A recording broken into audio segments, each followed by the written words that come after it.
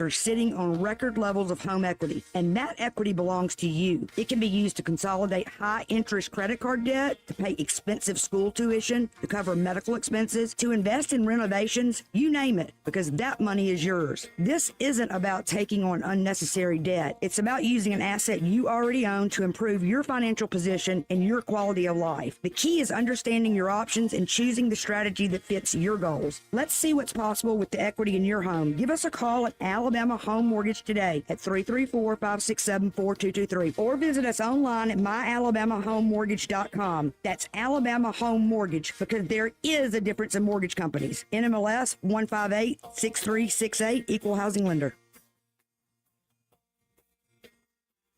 Trust is the number one reason why a patient chooses a healthcare provider. Adams Drugs has been your trusted healthcare provider since 1962 and has been voted the number one pharmacy in the River region for many years. We strive each and every day to provide you the level of health care you have come to expect from Adams Drugs. The employees at Adams Drugs take pride in developing relationships with their patients. From making sure your prescriptions are filled correctly, to getting to know you and your family's needs, and following up on any questions you may have, Adams Drugs employees deliver top-notch service. We ask you to visit us at any of our locations in Montgomery, Prattville, Wetumpka, Millbrook, and Pine Level Marbury, and give us a chance to earn your business. You can find us at adamsdrugs.net for the location that is nearest to you. Adams Drugs is your local, independently owned Health Mart pharmacy. Health Mart, taking the time to listen and care. The views and opinions of the following program are solely those of the host and other contributors. These do not necessarily represent those of Liberty Acquisitions 825, Blue Water Broadcasting, its management, staff, or any advertisers.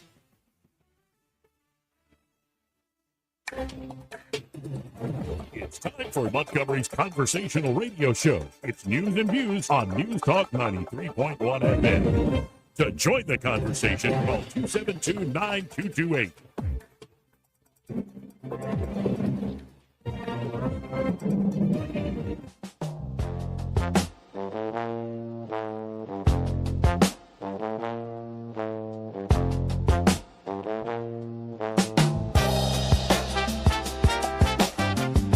Joey Clark. Welcome into the program. I'm your host, Joey Clark. Thank God for another beautiful day. Hopefully it'll be a good show. And Montgomery needs a new mayor. I think Tommy Tuberville agrees, saying he won't let Alabamians live in a war zone once he becomes governor and takes up the governor's mansion here in Montgomery. In studio with me, we have both Eddie Bader and Byron Sheehy. How you two gentlemen doing today? Wonderful. How you doing, buddy? I'm doing all right. You look like you're on vacation with that shirt. That's bright. I like it. When is he not on vacation? Well, he was spending some time at the waters yesterday. I had to put in a lot of work out there, Joey. Yeah, there's a lot of work to be done. You got to build that tan up somehow, right? Yeah, I'm working on that too. Like the work never ends. It does never end. And today, just for giggles, I went and got a grape Kool-Aid soda. A grape Kool-Aid soda. Just to show you how urban I can really be. Oh, wow. Yeah. But it tastes like Dimetap. I'm very disappointed. Very disappointed. Mm-hmm. You know, you can't invite yourself to the cookout. That's not allowed. It's called gentrification. Who do you think's hosting the cookout, Bubba? Anyway, we got plenty to get to, but let's start. We haven't talked to her in like 3 it's been a while. weeks. Erica Thomas with 1819 News. Hey, Erica, how are you? Howdy, guys. I'm doing great. How are y'all? Wonderful. Life is great. And, well, you know which story I'm going to begin with, right? Because it's been the story that will never end. I'm waiting. I know. Because I covered it yesterday when you were down at the courthouse taking all those lovely photos and doing the reporting on it. And the headline today is Fairhope Peanuts protester cleared of charges after No Kings rally arrest. That's right. This happened yesterday, and everybody said, well, this case is over, but I have a feeling this is going to be the case that keeps on coming, and we're just never going to get away from it because it's gained national attention. Mainly just because of, look at it. You've got this lady in a giant inflatable penis at a protest, and she gets arrested. So obviously that's going to get national attention. But what the trial was over was a little bit different than kind of the overarching image that we're seeing. So what was the trial about as opposed to the emphasis on the costume and my freedom? Well, does it center on freedom of speech, or what's going on with this? So a lot of people are looking at this case as a freedom of speech issue. However, the charges that, and I'll say her name, Gina Renee Gamble was facing was disorderly conduct, resisting arrest, the violation of a municipal code, and she had one other charge, giving a false name, because when she was arrested, she told the police her name was Antifa. Mm-hmm. So that's what the charges are. It had nothing to do with the fact that this was a giant inflatable penis, although that's kind of what grabs the headline. The issue, according to the city, the reason she was arrested was due to a safety concern. So the costume causing distractions to drivers. They highlighted that this intersection in Fairhope, Greeno Road and Fairhope Avenue, is the busiest intersection in Fairhope, if not the county. So this was a very busy area. They had 17 calls to dispatch that day about concerns. There were people throwing water bottles at the protesters, allegedly people throwing rocks at the protesters. And so this was something where the police officer responded, and when he arrived on the scene, he testified yesterday his concern was for safety, not only of the protesters, but for drivers in the area. So the woman, based on your reporting here, she seemed overjoyed, yelling, "Free speech wins. It doesn't end at city limits. We have civil rights in Fairhope. Thank you all for being here. We have some growing and some learning to do about the rights of citizens of this town. Have that happen to be on par with the rest of the nation. As Alabamians, we dare defend our rights, and this fight is not over." And at one point, I guess because it was crowded, she was leaving. She started exchanging words with another Fairhope police officer, saying, "Don't touch me, don't touch me." But, as you suggested, this is not over. They're thinking of taking this to a higher level? Yes, I think it clearly could become more of a free speech issue if we go the federal route here. And her attorney said they're thinking about it when I asked him yesterday. And she said during her speech after she was found not guilty, she said it's not over. So I'm fully expecting to see some more movement on this case. But in the meantime, we're just looking at kind of what this Fairhope judge made his decision on. And, after we heard from several witnesses. One of the things that stood out to me is that the officer asked Gamble to remove her costume or leave the area. When she refused to walk away at first, he continued to talk to her. But when she did finally walk away, which kind of is saying, is she leaving or is she just ignoring the officer? That's when he grabbed the costume and she went to the ground. They put her in handcuffs. And so she was never told she was being detained, or she was never told anything about a concern about traffic. Instead, the officer said he was trying to level with her and say, look, there could be kids out here seeing this penis costume. In fact, one of those 17 calls was a grandmother saying that her daughter was in the car, her 6-year-old granddaughter was in the car, and she had to explain to her what a penis was, which I would have probably said, oh, it's a peanut or something, just say something else. By the way, folks, we have a theme today. Later, we have a story about Bobby Kennedy Jr. and him, a dead raccoon's penis. Anyway, we'll get to that a little later. That's an actual New York Post story. You just always bring it all the way, Yeah, real serious stuff here on this show. Jeez. Okay, so, yeah, but anyway, whatever we were saying now, you just totally knocked me off to whatever I was saying. Long story short, she was found not guilty, and the judge, he dismissed all of those charges, including giving a false name, even though she's on camera saying her name was Antifa. because he said, clearly wasn't actually trying to have a false identity. She was just kind of being a smarty pants in that moment. And so he dismissed that charge first, and then the others came down at the end of the trial. And this is a municipal trial, so it's a little bit different.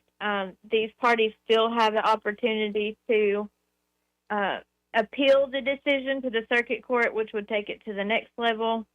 But then again, we'll probably just see something in the federal courts. I'll be looking out for that. Now, can you describe, though, the scene? Because you did take a lot of photos yesterday. It was pretty crowded outside the courthouse. What were the folks there assembled like? So the Indivisible Baldwin County group, they posted on Facebook and all over the place. They wanted supporters for Gamble to come out to the municipal complex in Fairhope. And so we saw people trickling in, starting about 15 till 1 o'clock. People started coming in, just a handful. The trial didn't start till 2, so between 1 and 2, the crowd just continued to swell. It just continued to grow.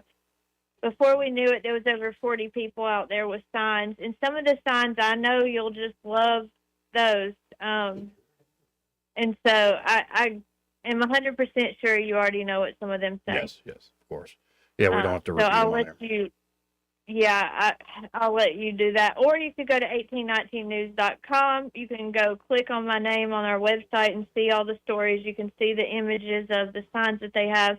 The sense of humor was not lacking yesterday when it came to this, I have to say. Absolutely, and that was part of why I think this drew so much attention at the end of the day.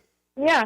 And whether you find the costume offensive or you think it was funny, no matter what side you're on, this case really highlights just how quickly protests can escalate into the courtroom. You've got this lady probably didn't mean actual harm to anybody. It could have happened, so that's why the officer intervened.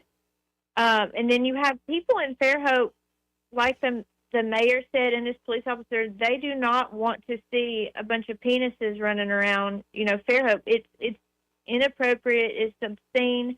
However, as far as these charges, she was found not guilty on those charges that she was charged with.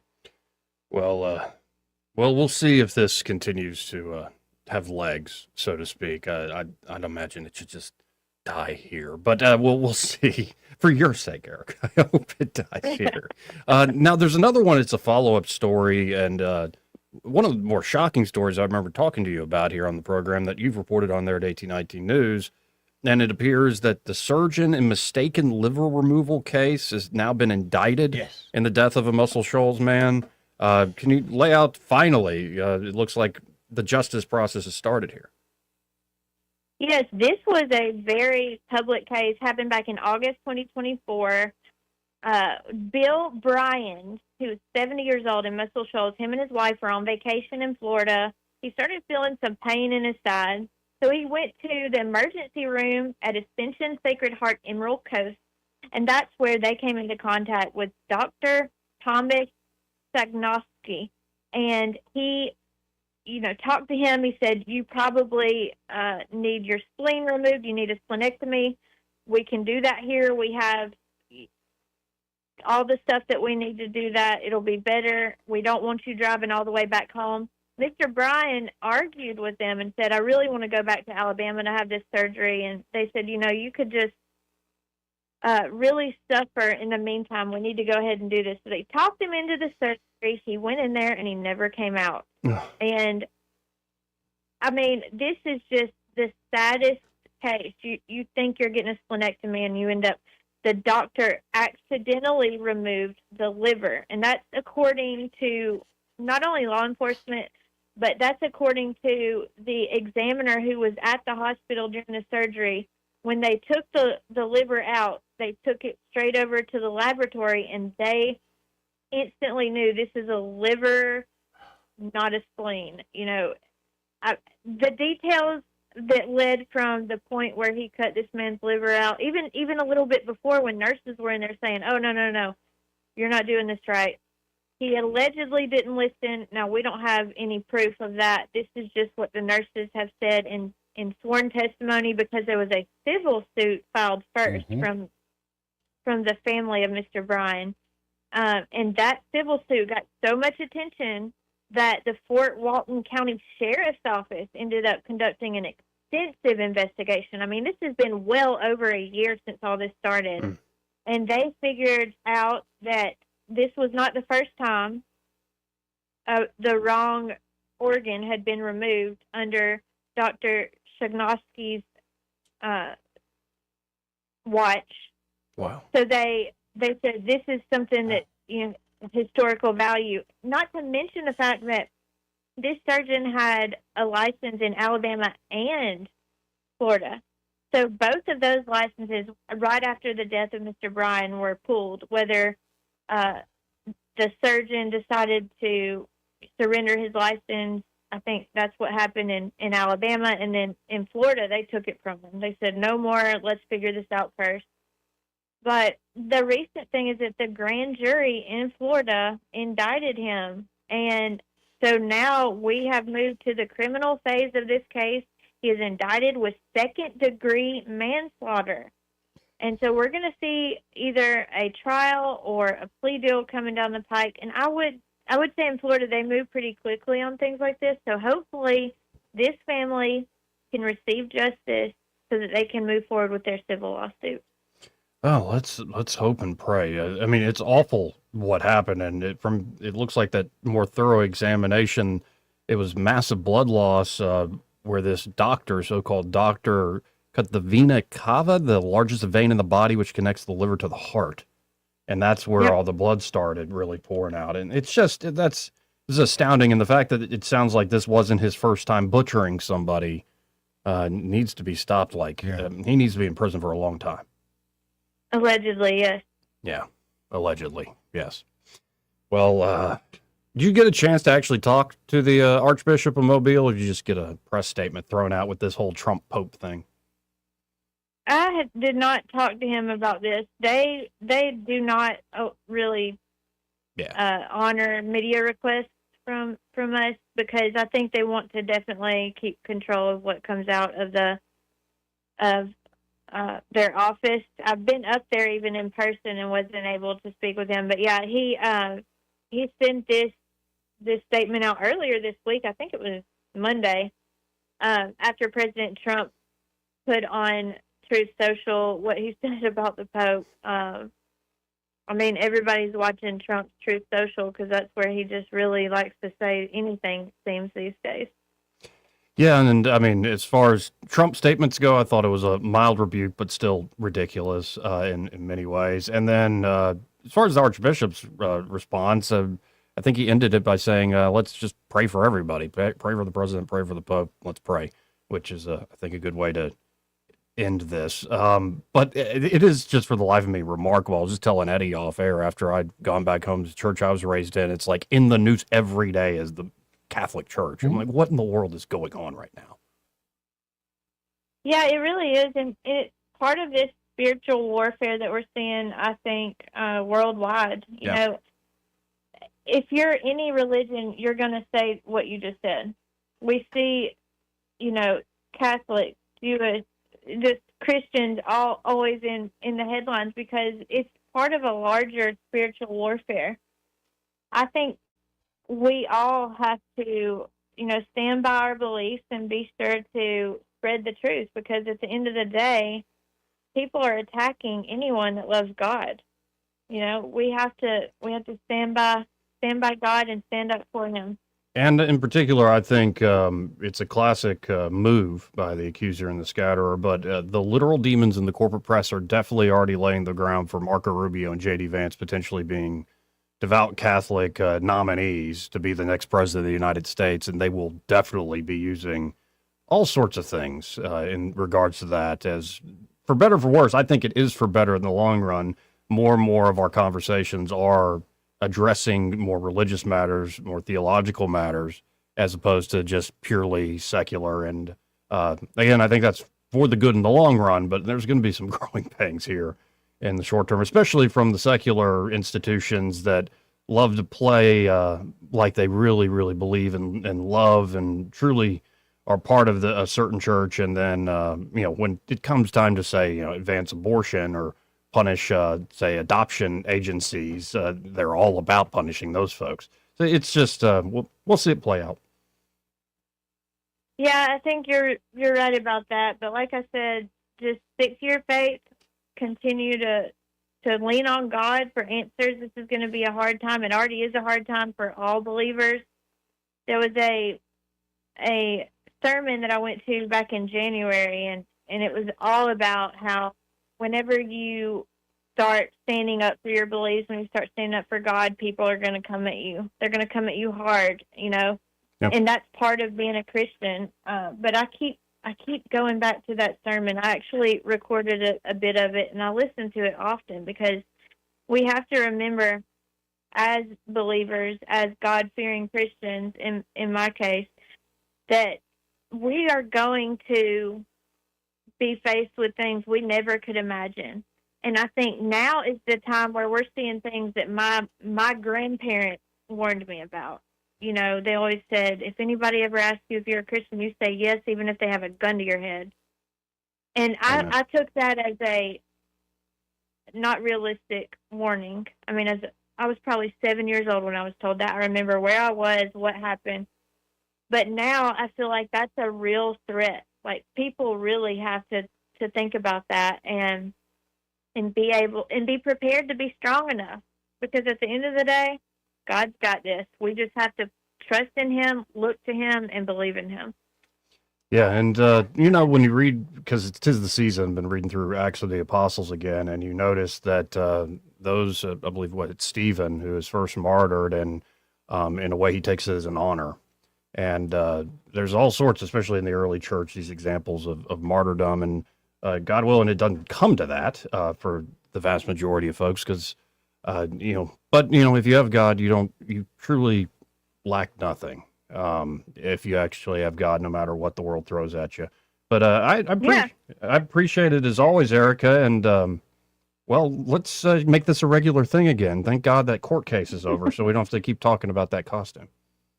Yes, thank you so much, and God bless. God bless. And that's Erica Thomas with 1819news.com. The penis costume thing's just silly. It's just silly. I mean, it was a little distracting if you're riding down the road and all of a sudden you see a big old thing. Well, I mean, if it's causing people to swerve in traffic and throw right. bottles and rocks and everything else, it's a public spectacle. Well, ma'am, when the grandma called, ma'am, is the penis blocking traffic, or is it just flailing on the side of the road? Explaining it to the six-year-old, I mean. Yeah, that's not a good day. If you're grandma and you're going shopping or to the movies. Sorry, I had lied to the 6-year-old at that particular moment. Yeah, what would you say? I don't know. I'd come up with something quicker than having to explain to a 6-year-old what a penis is. Yeah, inflatable a female dinosaur. 6-year-old. Yeah, but I mean, at the end of the day, cop did the right thing. There was something inappropriate going on. He took care of it, and you know, just hate it didn't happen any quicker. Now, as far as her rights being abused and all that, come on, lady, you know what you're getting into. Anyway. I'm glad the case for now is over. Nah, she's going to be suing somebody. He had to make it a bigger free speech federal court thing. Go against the law itself. The case is over. Just going to keep coming and coming. Gracious. You stop that. I was proud of him. I'm not proud of him. In that moment, I was proud of him. You don't even know. That's why I have to stress half of it. You don't even know the half of it. We got to hit a break here, though. And this part of the program brought to you by Dylan Rings. Josh and Leslie Ryder, they're ready to help you out. And if you go to Dylan Rings on Facebook, you can see this behind-the-scenes video there at Dylan Rings. It's the exact moment an antique platinum ring comes back to life using their laser welder to join the metal with surgical precision. I mean, and this is small, and he's got this beautiful close-up shot. Josh does as he's putting this together. No solder lines, no discoloration, just a seamless, incredibly strong bond. Platinum is tough to work with, but that's what makes it so rewarding when it turns out this clean, is what Josh says. Pristine. He's awesome at what he does. Like, he's an artist, but then also you see these sorts of techniques he uses. He's a little bit of a chemist, scientist. I mean, he's got all sorts of stuff going on there, expertise for days. And of course, there at Dylan Rings, not only can they do repair work or clean something up for you, do a spa treatment or custom design work, they also have a great selection from high-end pieces, unique, one-of-a-kind pieces to everyday items, maybe starter jewelry for the little girl in your life. Yeah, maybe after Grandma sees that and has to explain, you want to go to Dylan Rings? Exactly. Yeah, just to change the mood of the day. So y'all check out Dylan Rings today. Just get by there, 119 Brown Springs Road here in Montgomery, just off of Atlanta Highway. And be sure to tell Josh and Leslie Ryder that Joey, Eddie, and Byron sent you. We'll tell you more about Dylan Rings a little later. He may not know whether he's coming or going, but whether you're going to work or coming home, Greg Budell is there. Mornings, 6 till 9, and afternoons, 3 till 6. Only on News Talk 93.1 FM, WACV. What's your biggest investment? More than likely, it's your home. So treat it that way when you hire a painting contractor. With PBS Painting, there are no gimmicks, no $99 specials. Just quality painting and someone who treats your home with the same respect that you do. At PBS Painting, we have been painting for years and look forward to many more years to come. With PBS Painting, the job gets prepped properly, whether it's cleaning, scraping, or priming. We always use quality products, which is a must for a quality paint job. So if you're looking for a painter that doesn't need upfront money and is on the job at all times, then please give me a call. Scott Bowers and PBS Painting, 294-5122. That's PBS Painting, 294-5122. Look at some of our work on Facebook at PBS Painting Montgomery.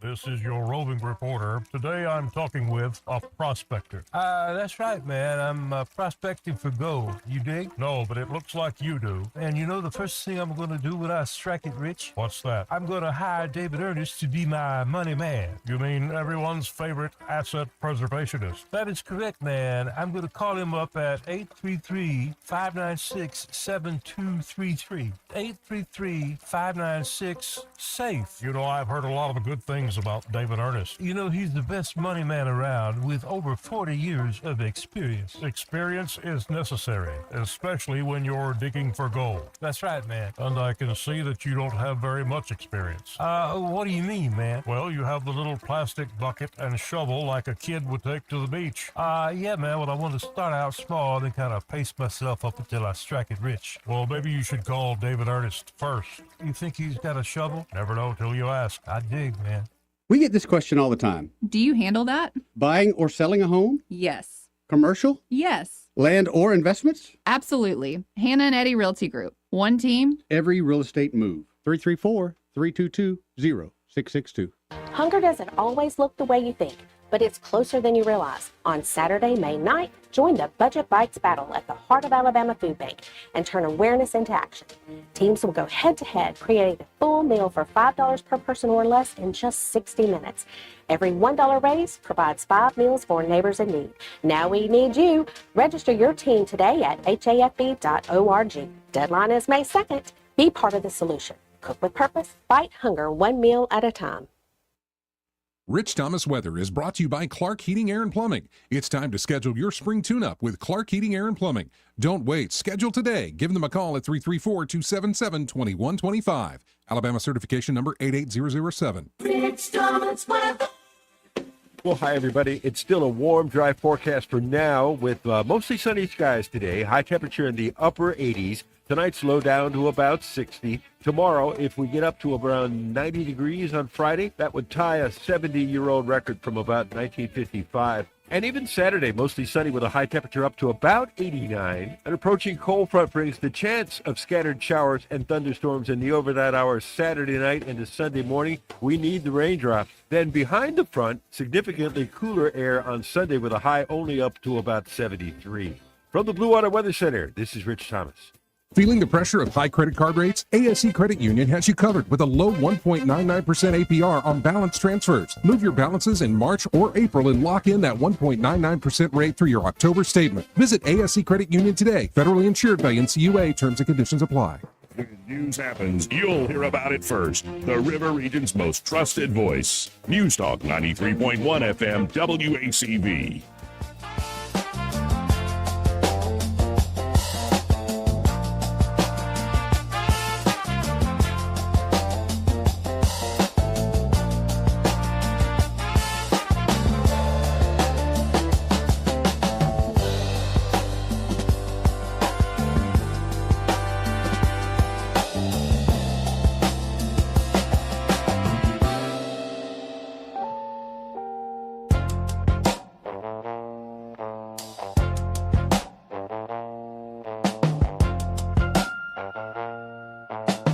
Joey Clark.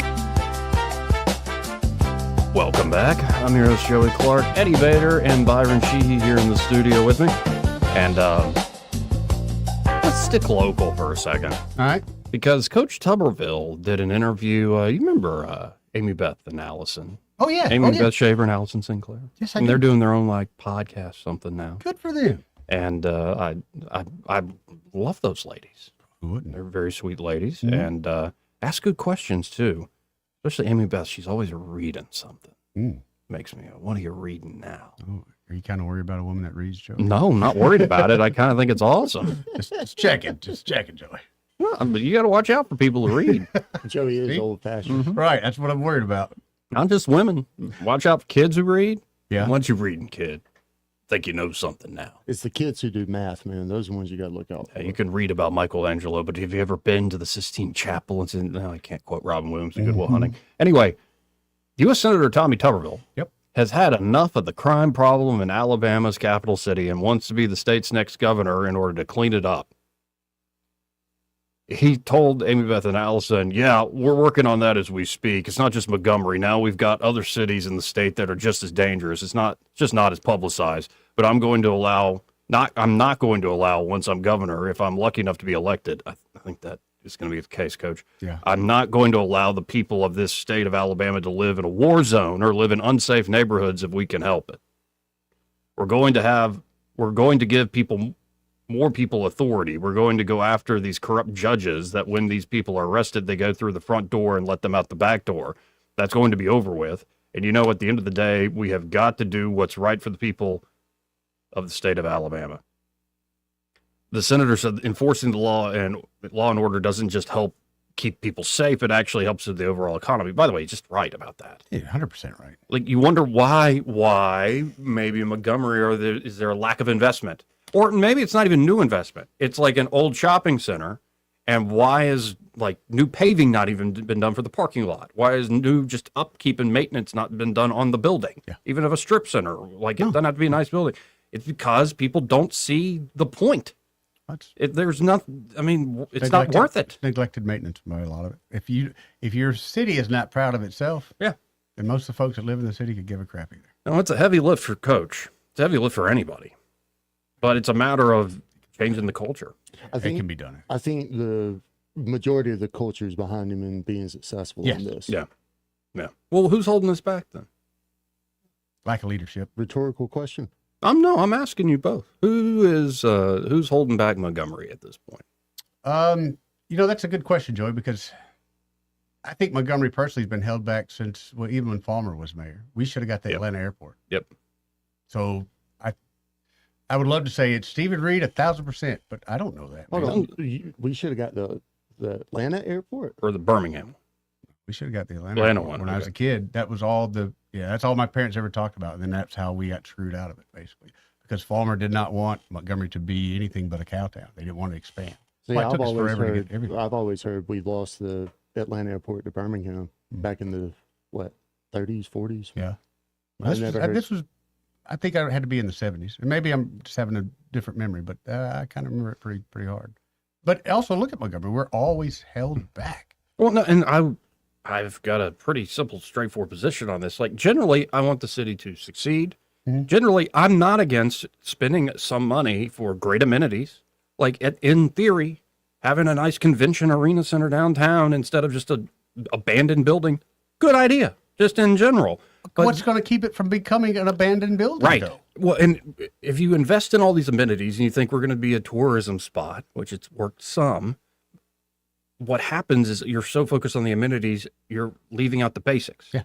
And when you have major events, like the city should have been proud of that major event that then ended. Remember the Ferris wheel and all the stuff and all the lead up to the event, and everybody's happy and having a great time. 3 huge events going on in the city. And that is the period at the end of the sentence. Mm-hmm. That mass shooting downtown.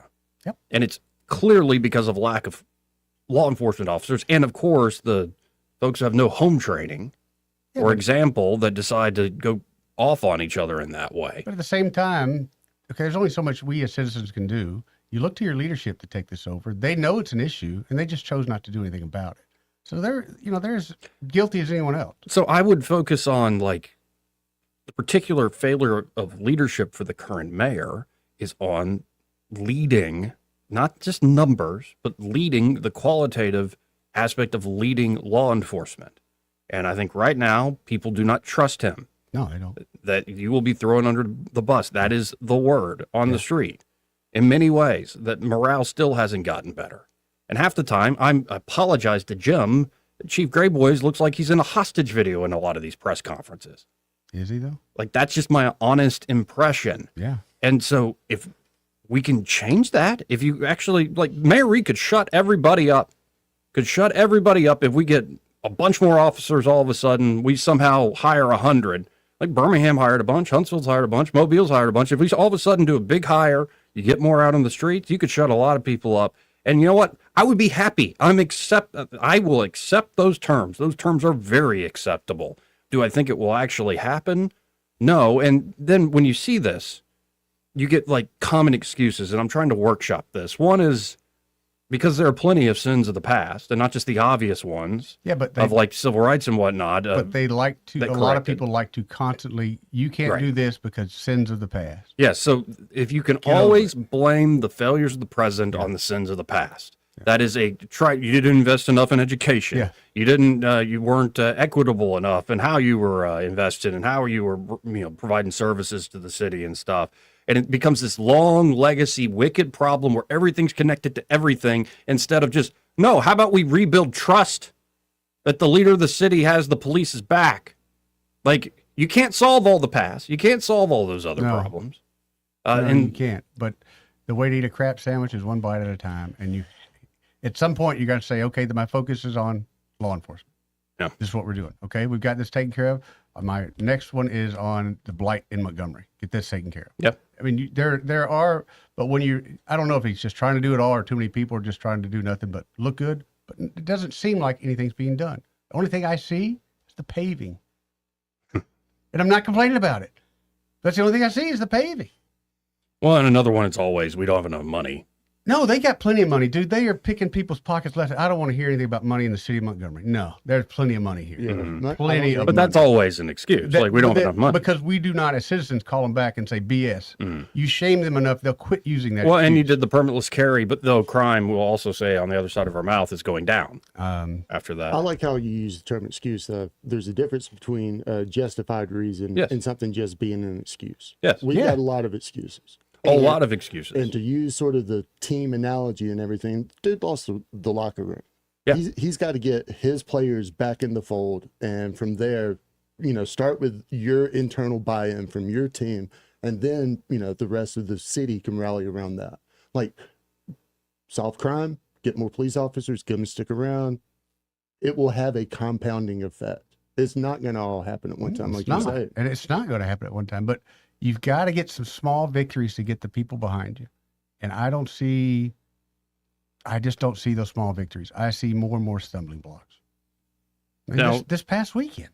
Oh, and also another excuse that comes to mind is like the system doesn't want us to succeed. That's a load of crap. And they're sticking their leg out in front of us and tripping us up, and they're trying to, if all evidence to me is no, the state is supplemented, the county's supplemented. Outside groups have helped.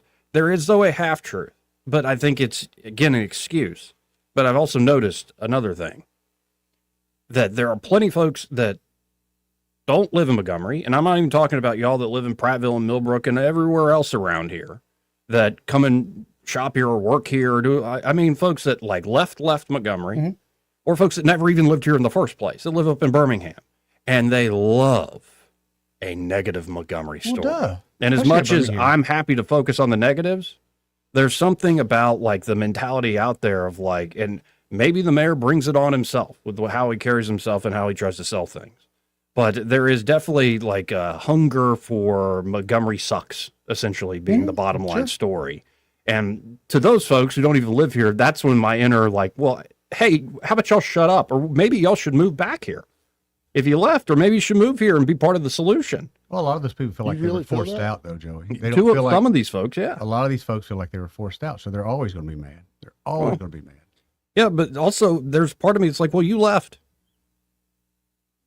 So they're supposed to go down with the Titanic? No, you're supposed to make sure it doesn't sink in the first place. let's say you're 70 years old, you're retired. Yeah. You know, you raised your family in your house, your neighborhood's gone to crap, but yeah, your house is paid off. Well, you have good points in tension here. Because who am I to tell that person you just described, or anybody else, maybe it's a young family trying to raise kids, get a good education, find a good employment, and it doesn't work for me, Joey. And I'm like, I'm not going to begrudge that person. But there is I hope y'all understand what I'm talking about. There is a certain, 1,000%. We want to crap on Montgomery constantly. And the way to shut those people up is to actually do good things and impressive things and build up your police force, yada, yada, yada. But also, I kind of want to look at some folks and be like, well, why don't y'all try to be part of the solution instead of just being in the cheap seats? Yeah. You know, you're talking to people, right? Yeah. It's easier to complain. And I'm quite aware that I sit here in this cheap seat and talk. That was about $70. If they're not a resident, they're not going to care. Yeah. You know, they have no vested interest in. Well, and if it's negative, I don't know, it if leads. you're outside, especially with the VA, a lot of retired military, you've got to come to Montgomery for the VA. You know, and they might live in Pratt, but we Tumpka or wherever, but you still got to, and that's, I hear people all the time, I hate going to Montgomery because this, that, and the other. Most of the time, it's traffic, and or something will happen, and they waiting for an officer or something like that. Or you see some of the rudest people in the world in this town because they know there's no cops. Yep. Watch, just drive around. How many times you get cut off? Oh, yeah, man. I mean, all that kind of, after a while, you're like, hey, you know what? I can go 15 miles up the road, buy a house up there, be probably a little bit happier. It's hard to stay because you know, like my mother, I love the fact she's here. We've lived here most of our lives. We weren't military. I want her out of Montgomery. Her neighborhood is as good as it's going to get right now. It's only going to go further south. She don't like to admit it, but she listens to gunshots all night long. Why in the world would anybody want their mother? Well, to and like that? perhaps this whole little segment, this little monologue, is me wrestling with these ideas personally. Like, it's me and my grandfather. Yeah. And I feel more rooted now that I've gone back to church. I really am enjoying seeing old faces folks I've known, reconnecting with them, going to dinner, going to breakfast with folks I hadn't seen in years, meeting new people. Like, it's awesome. But I'm still torn over the fact of, like, you know, maybe I could move to Greenville, South Carolina when my brother and his wife set up shop there and watch my little niece, and I can meet somebody there. You know, there's part of me that feels that pull. But then another part of me is like, don't abandon your hometown. Don't let it just sink into the muck and the mire further and further while people tell you, no, it's great. Progress is right around the corner. If only we had handled the sins of the past more, if we could just take more of your money, if the state would just cooperate with us more across the board, and if, you know, people just rooted for us more. And I'm like, there's a half-truth to that last one, but you can shut up the negative Nancy's if you actually get some stuff done. You gotta have basic law enforcement, and we don't have that. Yeah. And I talk to my clients all the time, investors buying, selling. You guys have no basic law enforcement here. When I call the cops, it's usually the next day. How much do we over rely on these cameras and everything for? Dude, that's replacing every cop in the world. We got more of those stupid block cameras. Now, I did see, where was this? Oh, there's one speeding camera I now. saw a video of a humanoid robot, I believe in Poland, chasing the wild boars out of the city. Yes, that was so cool. I was like, now that's a good use of a robot right there. I think that's a great use of a robot. Yeah, it was like wild boars that Five or got six up in a it's a herd, nice developed city, and like it's like a suburb essentially. I got a bunch of rednecks that want to do Yeah. that. Yeah, but you're now- talking about being a lamplighter. You should have seen this robot. It just started like chasing them. The boars hated it. Yeah, and then freaked them out. As Yeah. they ran off into the woods, the robot waved. I thought it was great. Cracked me up. I thought that was great. That's how you get rid of trespassers. You just get one of them robots. Yeah, get more robots. That'll save Montgomery. I do actually halfway think Meta's going to probably do more to save Montgomery than anything. Perhaps. else. I had that realization a couple of days ago. Like, yeah, you know, we're worried about With BRAC what? and all How that. so? How so? It's going to ensure that the base stays here during BRAC. Okay. I think that more than anything else. Okay. But I think the main issue here is not like all the dollars and cents and all the quantitative stuff and like all the ideas and the planning and all those other things. It's the principles at the county, the city, the state level. How often do y'all talk to one another? How much do y'all trust one another? Nope. Like, and these sorts of things, like the surrounding communities, how much are we working together actually towards a common goal? Those are different questions. Like, how much do I trust my neighbor more than I trust my local politician? I don't care if it's city council, county commissioner, whatever. Yeah. Well, that goes back to lack of trust. Same thing in the media. Big lack of trust. I mean, just look at us. Yeah. I mean, would you trust somebody? I know. Look at the shirt I'm wearing. He's out there swinging on a porch, swinging the waters yesterday. I don't trust anybody that tan in a shirt that pink. I can't help. And I don't even think he's actually getting tan the right way. I think he's cheating something. Because I'm in here all the time. There's no sunlight in here, Joey. You're looking tanner on camera, though. Saw that makeup he puts on. Yeah, it before the is. show. It is. Yeah, where is the makeup room, by the way? I always thought once we got into the cameras and stuff, we'd have makeup and people would dress us. Is that why you're always in the women's restroom? That's one of the reasons, yes. So that's no on the makeup? No. You need, we can't get unless it's in the middle of the night, you need to stop sitting down to pee. This part of the program brought to you by James Cole and Cole Plumbing. And they're at Cole Plumbing, ready to help you with any and all of your plumbing problems. Like, something simple, a faucet that just keeps dripping. Yep. Maybe a drain that's clogged and you can't fix it. You've tried. You've poured all sorts of corrosive chemicals down there and it ain't working. Yeah. Maybe you need to snake that drain. Ooh, you probably do. Probably got hair or something like that. Or it could be like garbage disposal that just ain't working. Like, it'll, like, you hit the switch and it runs and makes a noise. But that's it. What was that noise? Yeah, but it doesn't do anything. Nope. It's like, what in the world? No chopping. Of course, they can replace that. Or maybe you have a big problem, like a big old water leak inside or outside your home. Oof. Well, they can fix that with minimal discomfort to you and your property by actually fixing it with precision and expertise. They can find the leak without tearing out a bunch of drywall, digging up a huge hole or trench in your yard, and they can get it done right. Also, you can even help with something like a gas line leak, which is very dangerous, and you should get on top of that immediately if you smell gas. Or maybe you're just looking to upgrade to a tankless water heater system, or you want nicer things in the bathroom or the kitchen. They can help you with all that, man. They can help you across the board with any and all of those plumbing issues. So check them out today. You can always make an appointment online at coldplumbing.com or just go ahead and save their number. That's 334-279-8919, 279-8919. And just remember, folks, when you have trouble with your bowl, call on Cole, Joey. We'll be right back. Want to carry News Talk in your pocket? Download the News Talk 93.1 app from the App Store. Available on iPhone and Android. Never miss a moment. Download now. For too long, Alabama's statewide news companies have shamed us for our conservative Christian values. Alabama deserves a news company that cherishes our culture, a company that isn't bought and paid for by the powers that be. 1819 News is that company. Run by Alabamians for Alabamians, 1819 News celebrates what is good and beautiful about our state, while exposing those who work against our values in secret. Just go to 1819news.com to learn more. Subscribe to our newsletter. That's 1819news.com. Hi, I'm Carl Schmidt, naturopath and owner of the Herb Shop Wellness Center at 8161 Vaughan Road. You know, with over 30 years experience in natural wellness, I've seen countless health fads come and go. A few years ago, we added a patented technology that actually activates your stem cells. It reverses the aging process at the cellular level. However, you do need proper hydration and targeted nutrition. At the Herb Shop, our advanced scanning and testing technology allows us to accurately assess your nutritional needs and get a customized plan for you. Come in today and see what the Herb Shop can do for you. Hi, I'm Carl Schmidt, naturopath and owner of the Herb Shop Wellness Center in the Pepper Tree Shopping Center.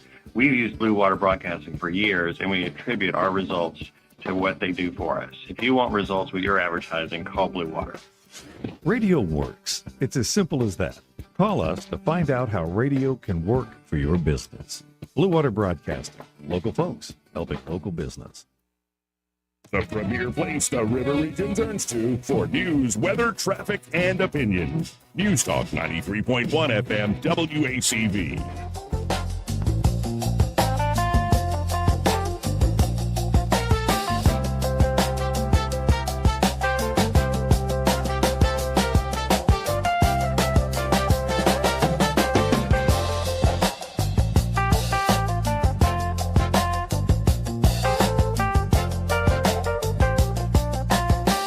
Joey Clark.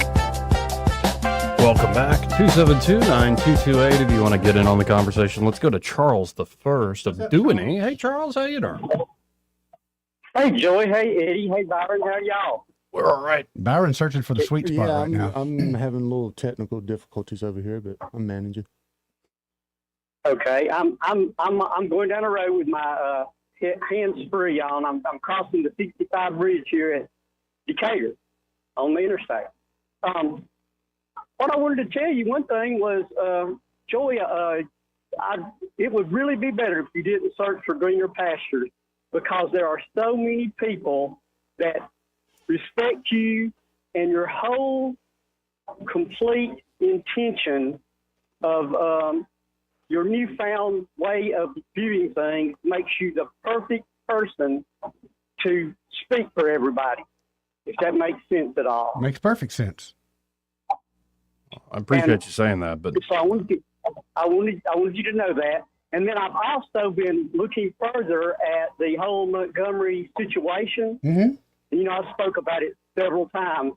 And what I did find, of course, is that the city gets $2.5 to $3.5 million in federal money to reduce violence. But that Tuberville or whoever might be the governor in the future, all they would have to do is make one phone call to Ken Boswell's office, and that money could go to the county for a violence task force to protect them from any outgoing violence coming from the city of Montgomery. And it could have them go in during events to be the police force that stops anything, which is mainly right now looks like what's needed the most is these type weekend things where they're shooting, that there's not enough police officers for. So that the Bernie Jag money could instantly, KIV could do it right now. It and could, give it to but the county. It is it could. movable. Again, though, I don't. It's not a money issue. It really isn't. It's not a money issue. There's It's plenty of money budget. I think it's a willingness issue. Yeah, but the governor right now has, just within a 15-minute call, the county could be going in instead of the city during these events because the city is refusing to do so.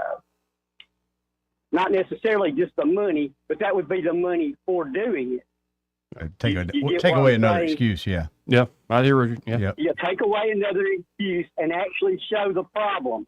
And not only that, when the county went into the city, maybe they could actually converse with the city. You get me? Like maybe make a difference there that's not happening right now, because apparently they just, at these events, they don't care who gets hurt or what happens. Because I do think that they could have enough police officers at these events when they know that this has a potential to happen. Yeah. No, if you had 100 more But officers, anyway, it would make a world of difference. But and just tactically, Right. appreciate it, Charles. Thanks, Appreciate Charles. the call. 272-9228. Soldier Boy, I only have like a minute here, and I got a business spotlight, business break coming up. What's up? Then I'll call back later. Good on deal. then. Call back, Okay. boy. I want to go with you on this one. See you later. All right. Thanks, What's brother. this? Don't you worry about it. Are you calling me out or something? No, we're talking about crime in Montgomery, and he's got a pretty good example. Oh, good. Yeah. Good. Yep. This How part you of the doing, program? How you doing? No, man? by the way, how do you feel over there in Cloverdale at times? Cloverdale's always been right there on the edge of everything. So, But when the economy does good, I noticed in Montgomery, when things start going good, Cloverdale does expand. Oh, yeah. And then, but when the economy goes to crap, And you got that new retracts, breakfast man. spot finally over there, which Went is over great. there? Yeah, like Have you gone yet? We got to go. It's so good, I Joe. went to one in Nashville when I visited. Oh, but same franchise, so good. same brand. Yeah, would love to check it out. Okay. there's enough old donor Democrat types over there that what few patrol cars we do have in Montgomery, Yeah. there seems to be a few hanging out around Right. there. Yeah, I've noticed that. Mhm. I've noticed that as well. Yeah, we're as much as we try to, especially the new leadership tries to talk about being an equitable city and all this stuff. Yeah, there's just certain realities. Yeah, there are. Mm-hmm. You know, And I hate trying to paint over and make nice. No, what's shocking is that, like, the one thing you talk about things right next to each other. When you think of that gas station at Carter Hill and Zelda, Mhm. and Montgomery Academy right there. Yeah. Like, just the I don't know how long folks are even going to stand that. Like, knowing MA, they would uproot and go somewhere else if it gets worse and worse. Yeah. They don't want to, obviously. I don't think they'd want to either, but I know they'd have to do what's best for them. Yeah. Anyway, it just changes like that from my childhood of like certain spots in town where now you have to have your head on the swivel. And it may not ever happen. Nothing bad will ever happen to you. Like maybe it's 1 in 1,000. But that's still not a great odds. It's not. I don't want to run those odds. I mean, we kind of hit on it earlier, I guess, this past legislative session. The solution might be a legislative fix that combines the county and city police functions. And Catherine Robertson coming out that she's for renewing and actually getting done what Will Barfoot put forward this session. She said if she becomes AG, she's going to be really pushing for that. And she was very adamant about it last time we interviewed her. But anyway, we got to hit a break first. This part of the program brought to you by Montgomery Men's Health. And their Montgomery Men's Health, you feeling a little down, brother? That's right. We got the fix. You don't have to feel that way. You don't. You don't have to feel that way at all at Montgomery Men's Health. They can get you feeling younger. They can get you actually feeling like a man. Oh, you know what I'm talking about. You know it. Like, you go about life and you have no real confidence. Your energy's off and things just ain't working like they used to. Your brain, in the bedroom. So, I've been telling people about Montgomery Men's Health now, powered by Men's Pro for a couple of years. And what I like about them is they've been doing this for years. And they're not just some new fly-by-night place or some sketchy online place where you're talking to a chat bot. No, you actually get to work with urologists and providers there, people in person. They run labs, build a plan around you. It's not just some one-size-fits-all thing they throw at you. And, there are a lot of guys that go over there and they go, dadgum, I wish I'd shown up sooner. Oh, yeah. Yeah, over 92% of men respond to treatment, and most guys wish they had actually not procrastinated, not waited, because they feel brand new. And you can even get in, whether it's low testosterone, ED issues, or you want some help with weight loss, or maybe you want to get in on the peptide game, like NAD+, and Morlin. They can help you across the board there. So right now, your lab panel and consultation is just $99. Call them up, make an appointment today at 334-440-3663. That's 334-440-3663, or go to MontgomeryMen'sHealth.com to book your appointment today.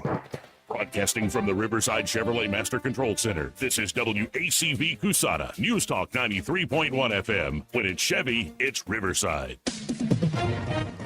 With SRN News, I'm Bob Agnew in Washington. Several days after a blockade began of Iran's ports, the U.S. now says it has been fully implemented. Meanwhile, the U.S. is warning Iran that combat operations will resume if there is no peace deal. Even as the U.S. engages in discussions with Iran about further talks, the Pentagon says the military is poised to resume its attacks. And in the words of Defense Secretary Pete Hegseth, quote, if Iran chooses poorly, then they will have a blockade and bombs dropping on infrastructure, power, and energy. A decision to adjust prices in response to consumer reluctance appears to be paying off for PepsiCo. Revenues of the company jumped 8.5% in the first 3 months of the year to $19.44 billion. Investors on Wall Street appear optimistic once again today, despite ongoing and lingering questions about the ceasefire. The Dow right now up about 40 points. The Nasdaq is up 58. This is SRN News. If you're drowning in IRS debt and can't afford to pay, then you need to take advantage of special IRS tax programs that are available and free yourself from IRS collection efforts once and for all. Due to the financial hardship consumers are facing throughout the country, the Internal Revenue Service has made it easier to settle delinquent tax problems. An open phone line has been established by Community Tax for consumers to call and see if they qualify. Take down this number or store it in your cell phone, but call the Community Tax Helpline, 800-305-6762. If you owe back taxes to the IRS and cannot afford to pay them back, or even if you have years of unfiled tax returns, there's no need to fear anymore. But you have to call the Community Tax Helpline today at 800-305-6762 for the help that you need. Don't take on the IRS alone. They can attack your wages, savings, pension, home, and even your Social Security check. That's 800-305-6762 for your free consultation and to see if you qualify. That's 800-305-6762. Rich Thomas Weather brought to you by M&M Outdoors. Book your stay today at MNMCampground.com for relaxation at its best. It's easy to find and hard to leave. M&M Outdoors, your home away from home. Well, hi, everybody. It's still a warm, dry forecast for now with mostly sunny skies today. High temperature in the upper 80s. Tonight, slow down to about 60. Tomorrow, if we get up to around 90 degrees on Friday, that would tie a 70-year-old record from about 1955. And even Saturday, mostly sunny with a high temperature up to about 89. An approaching cold front brings the chance of scattered showers and thunderstorms in the overnight hours Saturday night into Sunday morning. We need the raindrops. Then behind the front, significantly cooler air on Sunday with a high only up to about 73. From the Blue Water Weather Center, this is Rich Thomas. CB&S Bank, serving families and communities since 1906. Proud to be named 16th best performing bank nationally in their asset category by American Banker. Learn more at cbsbank.com. CB&S Bank, member FDIC, equal housing lender. From the Blue Water Broadcasting News Center, these are today's top stories. Montgomery police have arrested a juvenile in connection with a double shooting that left one person dead and another in critical condition. The shooting happened April 6 just off Zelda Road in the 200 block of Gatsby Drive, where an adult male and a juvenile were wounded by gunfire. 18-year-old Vincent Grider later died of his injuries. No update has been given on the younger victim's condition. A Montgomery man is under arrest for allegedly shooting a friend at a weekend barbecue. 49-year-old Anthony Brown is charged with first-degree assault and illegal possession of a handgun. The victim of the shooting was holding the barbecue for Brown. Both were drinking heavily when an argument broke out and Brown shot the victim in the chest. Main Street Montgomery announced on Wednesday Ashley Jernigan will be its first ever executive director. As founder and director of JBD Hospitality, Jernigan has more than 15 years of experience in downtown revitalization and economic development. Ashley Jernigan will lead Main Street Montgomery's efforts to strengthen and promote the downtown district. From the Blue Water Broadcasting News Center, I'm Sky Mosley. This hour of news and views is brought to you by our good friends at Alabama Home Mortgage. Alabama Home Mortgage, 567-4223. Visit them on the web at myalabamahomemortgage.com. NMLS number 1586368, an equal housing lender. Dinner doesn't have to be heavy to be satisfying. The $15.99 small plates at Epicure and Jack's Tavern come with bottomless sides. Yes, bottomless. Perfect portions. Scratch-made flavors. And the flexibility to dine exactly how you want. Epicure and Jack's Tavern. Thoughtful plates, generous hospitality. You'll taste the difference. The views and opinions of the following program are solely those of the host and other contributors. These do not necessarily represent those of Liberty Acquisitions 825, Blue Water Broadcasting, its management, staff, or any advertisers.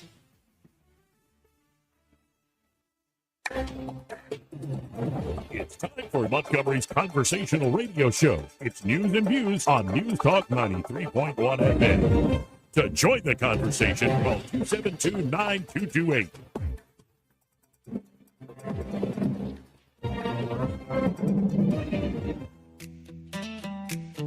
Joey Clark. Welcome back. My host Joey Clark, and in the studio we have Dave and Barb with River Region Runners. And Dave, how you doing today? Barb, how you doing? Okay. We're doing great. Good to see y'all. Got 4 miles in this morning, so I'm doing 4 miles. Well, let me start there. Like, how long have you just been doing kind of long distance running? 1989, I started. Wow.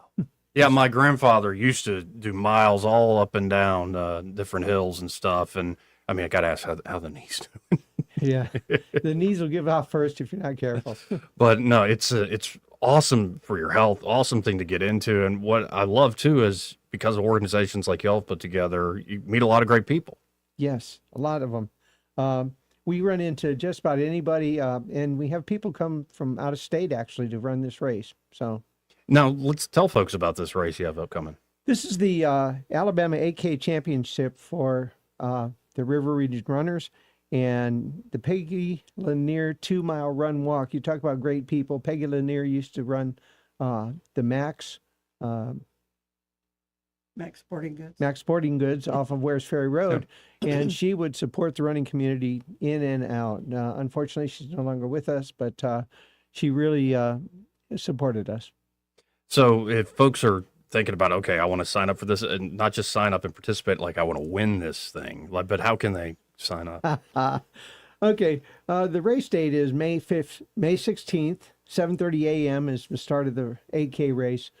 and they can sign up by going to some place called runsignup.com and search for Montgomery Jubilee 8K. Follow the directions there. Be a little careful which race you're signing up for, because there is a Montgomery County in Maryland, and we don't want to do that. Go on there, complete it. A heads up, the fact that you can save $5 by doing it now. Week before the race, we will end up raising the price. This gives us a good idea. We don't want people to sign up early, because we've got these nice T-shirts that we give out every year, and so it will help there. This is the 47th running of this race. Wow. And we just really look forward to it. Part of the race also includes awards for top runners. Like you said, you want to win this race, good luck. There are some speedsters out there. A lot of high school cross-country people come out, and those are the people you have to watch out for. They're young guys and gals, and they get out there and they can run.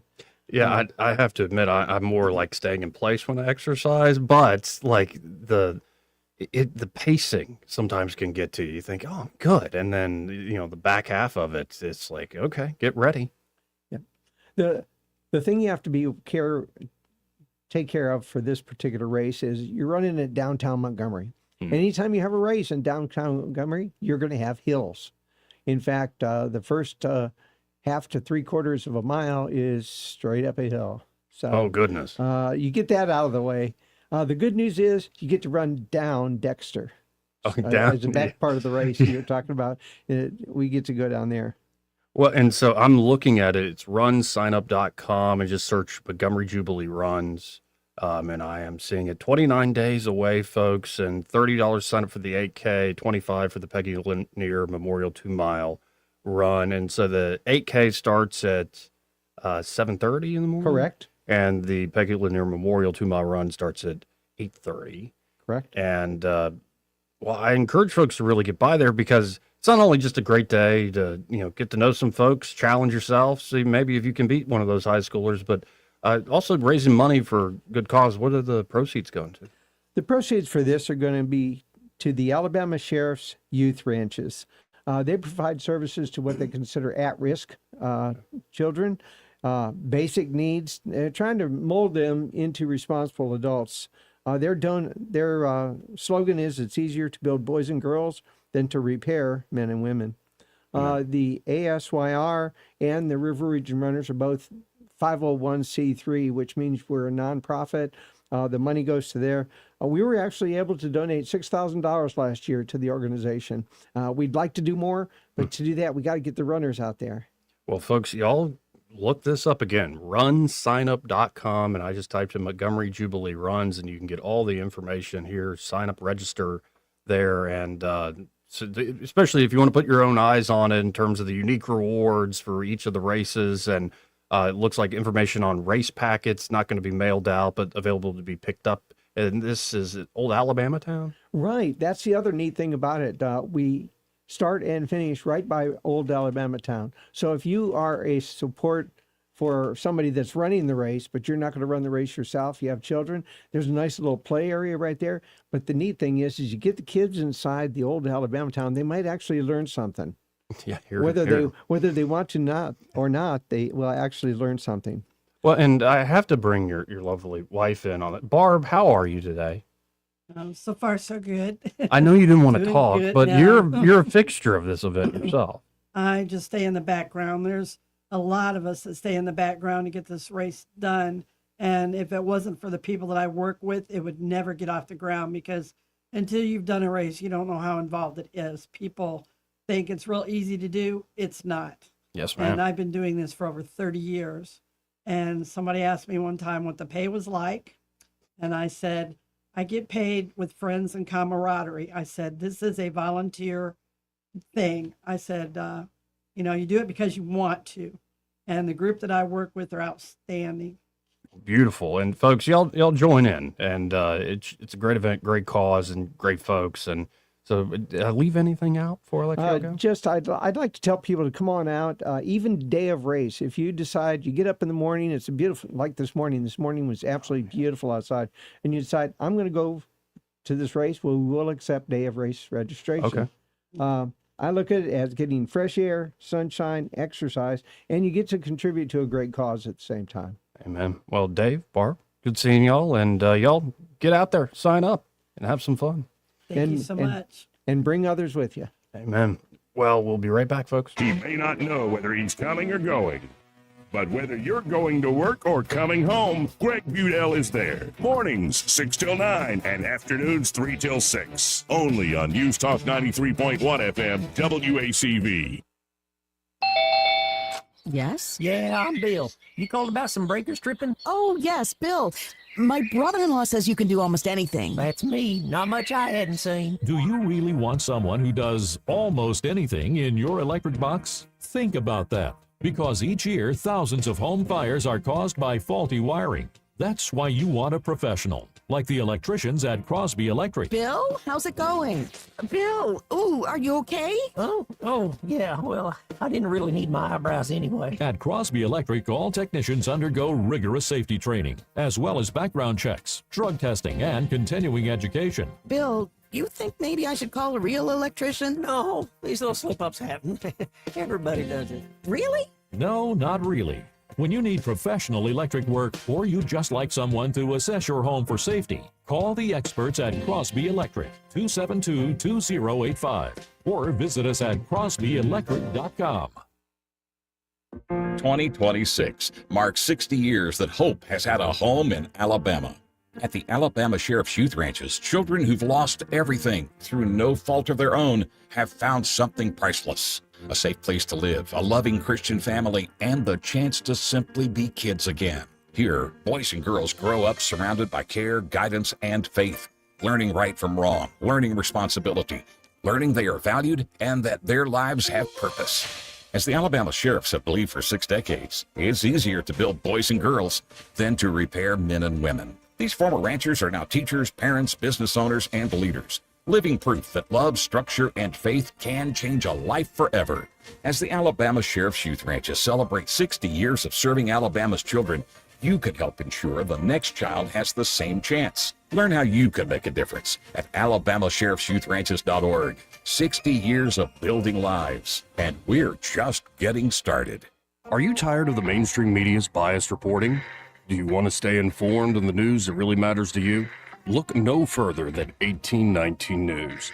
At 1819 News, we bring you the latest in Alabama news, politics, sports, culture, and more. We've assembled a team of journalists with Alabama values dedicated to the truth and the truth alone.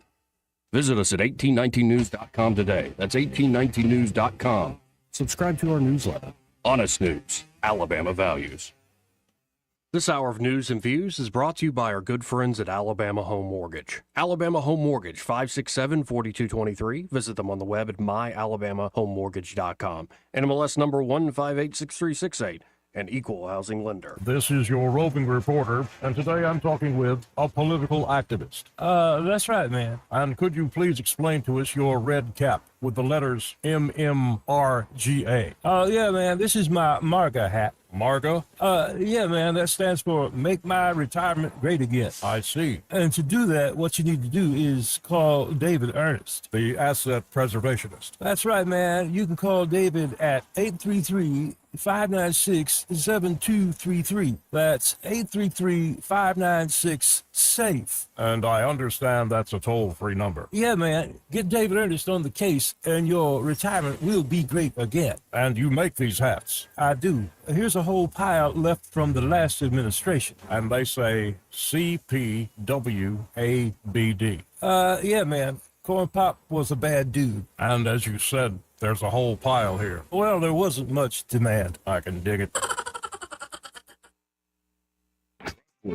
Accurate, immediate, carrying your voice across the river region. News Talk 93.1 FM WACV.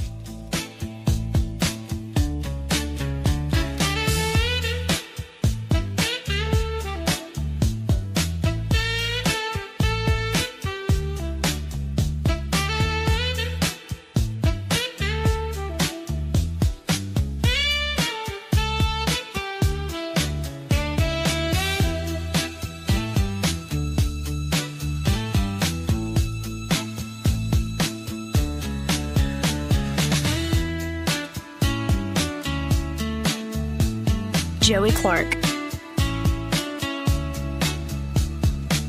Welcome back.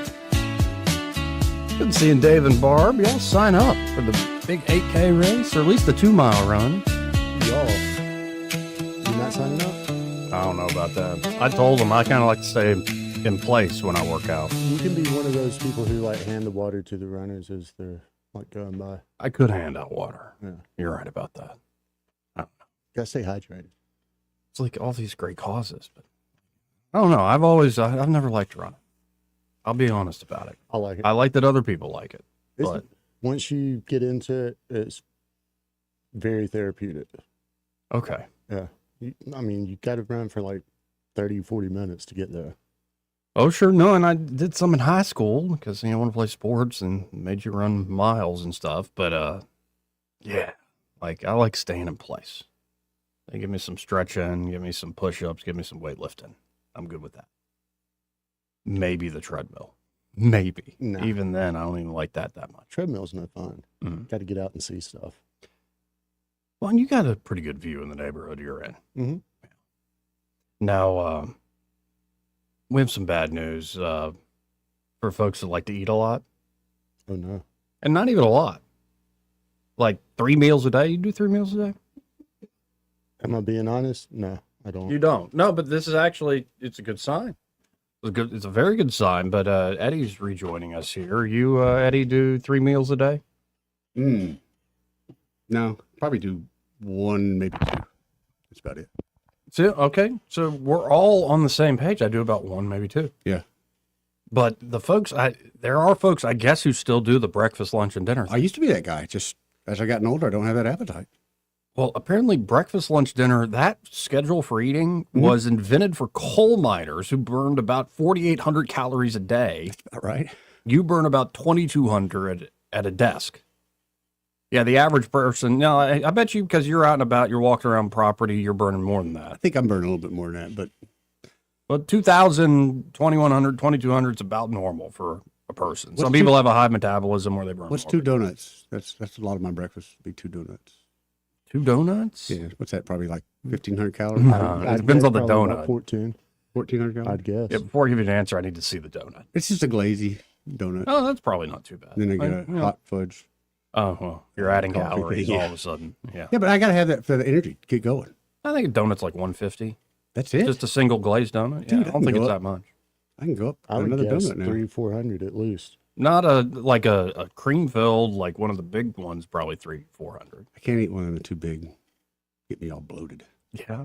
I told you about probiotics, but apparently the 3-pattern meal took off in the 1850s during the Industrial Revolution. Work days ran 12 hours. Yep. And factory workers and miners needed a midday meal just to stay upright. Before then, most English people ate twice a day. Romans ate once. Lunch didn't even exist as a separate meal. The average American walks 3,000 to 4,000 steps a day, about 1.5 miles. Anything under 5,000 puts you in sedentary territory. Yeah, crap. A sedentary 35-year-old guy needs about 2,200 calories a day to hold his weight steady. A sedentary woman around 1,800. One chain restaurant dinner runs around 900 to 1,500 calories on its own. Researchers at the University of Toronto measured meals at 19 sit-down chains. Breakfast averaged over 1,200 calories. Lunch is about 1,000. Dinner's about 1,200 I as can't well. eat a big lunch anymore and expect I don't anything do lunch way out of the anymore. day. If I eat a big lunch, man, our day's kind of ended. You know? Gotta have that siesta afterwards. Yeah, I hate it. But And when I'm really watching, like I'll do certain days that are fast and then eat a nice 1,600 calorie meal and I'm all right. And then there are other days where it's like, okay, I'll have an 800 calorie breakfast to get going, but I'm not eating a lot for dinner. And I usually don't eat lunch. I might snack a little bit. I was your in age, though. I was 3 meals a day. But I was a factory guy. You were a factory guy, right. And you honestly, it's straight, especially rotating shifts. We used to talk about this all the time. For whatever reason, whatever shift you're on, every 4 hours you're hungry. It didn't matter if you're on night shift, day shift, every 4 hours, because that's generally when you're going to take a break. You're hungry. Yeah, the U.S. food supply per person has climbed 23% since 1970. Our step counts have gone the opposite direction. The World Health Organization, if you can trust them, says more than 1 in 4 adults globally miss even the bare minimum physical activity level. I trust them on that. Yeah, me too. That makes a lot of sense. Yeah. Now, I mean, you talk about steps, but like, what if you are doing like weightlifting or like a yoga or something like that. I mean, you're imagining you're burning calories if you're doing something. If you're weightlifting, yeah. I mean, you're not really burning that many calories doing yoga. Oh, okay. Or walking. I would think so with the yoga. Depends on the yoga you're doing or the Pilates. All I think about is your diamond, what was it? DDP yoga, Yeah. Diamond Dallas Page. That's what I think about with yoga with him. Oh, his stuff, his hour-long one? Well, I remember you used to say, he used to come in, I did this one. Yeah, that one would hurt. I haven't done that one in ages. But yeah, so steps is the easiest way, I think, to get things done. And it's beyond just like calorie burn. Apparently there's this idea of if you get up in the morning and you just walk outside, get some sunlight, like you're just across the board, your physiology, your mental health, everything will improve. It decreases your cortisol levels. Yeah. Yeah, but how much sunlight are you getting? Are you doing like the freaks are doing, where you're going out nude and just exposing yourself to the sun, or are you just getting some regular sunlight? It's like your body needs to be exposed to direct sunlight in the first 30 minutes for like 5 minutes. When do you think I live in the waters? I think he's been hanging out in Fairhope. No, I don't know. Maybe you guys haven't learned or anything, but these new hippies, they're doing they're kind of doing the whole naked thing to the sun for like the first 45 minutes of the day. But apparently about 40% of American adults are now obese. I think it's more. I think it's higher than that. And it's higher than that. I think it's higher than that. Definitely higher than that.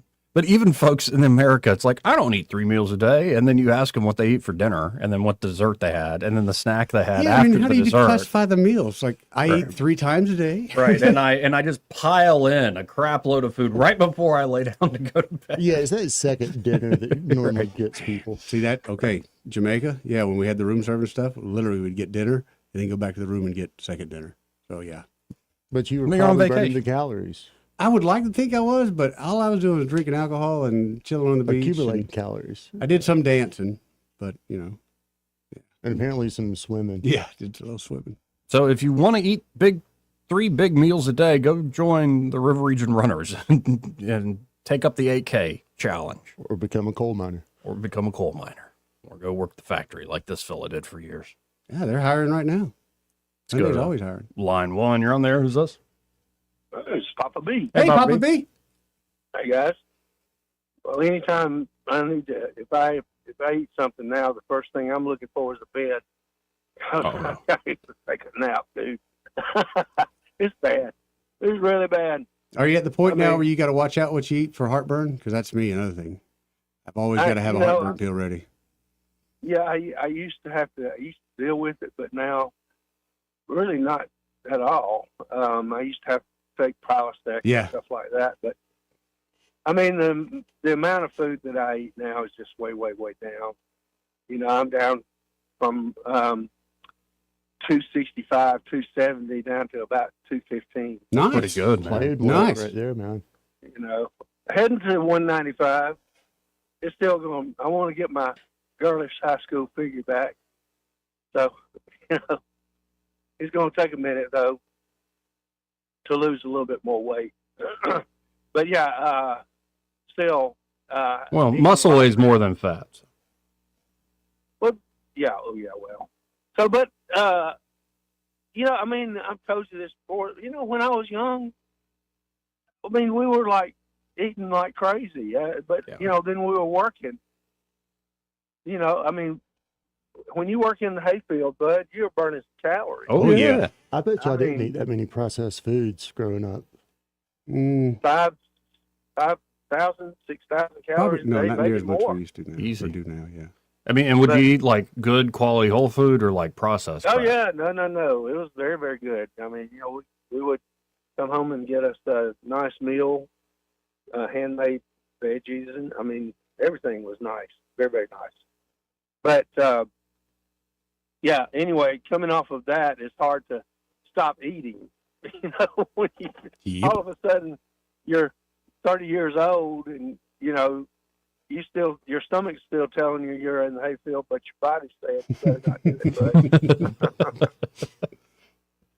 So anyway, I was going to bring to y'all's attention, though, this is something that, most people just don't know. Mm-hmm. Okay? But Eddie knows this. But the word war that is going on in places that the federal government is in charge of, is absolutely gone berserk. Yep. Oh, okay. I know where you have to say this and don't say that, and say it this way and not that way. And it's just nuts. So, you know, in one of my comments, like for when I write a report, the neighborhood section, for instance, you know, what the uses are. Well, one of the uses is places of worship. Okay, there's churches around here. They're places of worship. Well, places of worship and the word worship just plain won't do for these folks anymore. What? They got to say, no, you can't say worship. So what I do, Eddie, is I take it out of the report. Yep. And I put it in, and I change it, and then I put it into my little revision comment in the section saying, the client told me to change the word worship. So it's still in the report, and they have a hissy fit over it. But I tell them to kiss my lily whites because I ain't changing it. Y'all the ones that told me to change it. So I'm just telling the story of what happened. Y'all say change it, and I'm putting it in there that y'all told me to change it. But well, like the word worship. What are you supposed to call it then? A church? Oh, for religious facilities, but who cares what you call it? Really? They're just trying to dilute it and dial religious it down. facilities. Just trying to dilute it so eventually it'll mean nothing. Or just not, I don't know what they're trying to do. Well, we all know what they're trying to do. Just like that, movie that they were changing words and nobody knew what anything meant. I can't remember the name of it now, but No, I don't know. That doesn't sound right. Like, you go to the church to pray to God. You go to the church to get absolution for your sins. You go to the church to commune with others. You go to the religious facilities to get adrenochrome or something. Right. Well, but they don't have a problem with religious facilities. Of course they do. In other words, they're just making something up. The word police need to be keel-hauled, dragged out, stripped naked in public, tarred and feathered, and left in the stockade for a day or two until they get the message they ain't supposed to be in everybody's business like that. That's what really needs to happen in a real world. But let me tell you what they're doing, okay? They are assuming that by me using the word worship, that I have an ill intent to hurt somebody's feelings. It is not on the onus is not on me to prove that I don't want to hurt somebody's feelings. The onus is on the person whose feelings are hurt to prove that I meant to. Well, and I think it's even more than that. I think that what is in effect here is getting you to say 2 + 2 = 5. Like, it's not about it's to get breaking brains to where you use the language policing as a way to, police people's spirit. Exactly. So, I mean, I just wanted to kind of enlighten those people that don't know what's going on, like behind the scenes. This is an Elizabeth Warren special, by the way. Okay, she's the impetus for all this when she was in the banking committee, really like the head of it and everything, and in the Fed they had all these DEI type initiatives, and the word police thing was one of them. I mean, I thank God that they're basically neutered at this point, but the garbage that they instilled is still around and is in the process. It has to be extracted out because this is ridiculous. We can't. This is why we can't have nice things, Joey. Oh no, and I'm not surprised because anything having to do with regulating housing or real estate and stuff, I've just learned from many different corners, it's just gay and retarded at this point. And I mean, we're not the only industry. It is across the board. Every industry, every institution, anything professional, the government has got to all jump through these stupid little DEI hoops. So I'm hoping that by vocalizing it, they'll bring some things to some attention, especially to some lawmakers saying, "Look, we just can't do this. This is ridiculous." Anyway, all right, off my high horse and my soapbox. I'll pack it up and see y'all tomorrow. It was a good one, brother. 272-9228. Let's go to line 2. You're on there. Is this? Simpler days. Hey, Simpler days. What's happening, man? Well, fat by any other name is still fat. Yes, it is. You can come up with plump, chubby, pleasingly round, but you're still fat. And reality is painful, Joey and gang. It is. But we can't tell people they're fat anymore. Because, as the previous caller said, you may hurt somebody's feelings. I graduated, there was 700 in my graduating class at Lanier. I can't remember, and there may have been one, I can't remember one male or female, nor one on the football team, nor one on the wrestling team, baseball team, or basketball team. And there was a reason for that, because back then, when you got through eating your last meal, your supper, the kitchen was closed. And if you didn't eat your supper, and now it's like kids, it's 24/7. They're snacking. They got to have a snack. Got to have a snack. And I mean, until we go back and change the way that we are letting kids eat, I mean, it's going to continue. And I mean, you go in Walmart, all the scooters are taken up by obese people, and you see healthy people that should walk, get their steps in. They have to park in a handicap place. They have to park as close as they can get because they're scared of exercise. And, I mean, it's as much a mental, psychological, and spiritual battle when you get a certain size and the mentality that got you there and how much you feel stuck. It is. I mean, clearly there is calories in, calories out. There's basic metabolic function, but often the reason people are in that state is something underlying, like they're essentially self-medicating with food. Yeah, exactly. And the basis to me of everything, gentlemen, is discipline. Yeah. And if you don't have discipline in your life, and all overeating is lack of discipline. And just telling yourself, you are what you eat, you're going to kill yourself, you're going to shorten your lifespan, you're going to lose mobility, and as you get older, it's going to be a whole lot worse to lose it.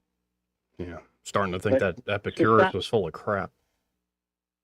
But I mean, society is just spoon feeding children, and maybe Kennedy's got a plan to stop it. But I mean, the just spoon feeding of crap to kids and putting in their mindset either through the media or whatever that they've got to have a snack, and they can't be they can't be happy if they don't have a snack in their hand, or the next snack, when's the next snack coming? And it's just a mindset. It's Have a good day, gentlemen. Appreciate it, Simpler Days. 272-9228, 334-272-9228.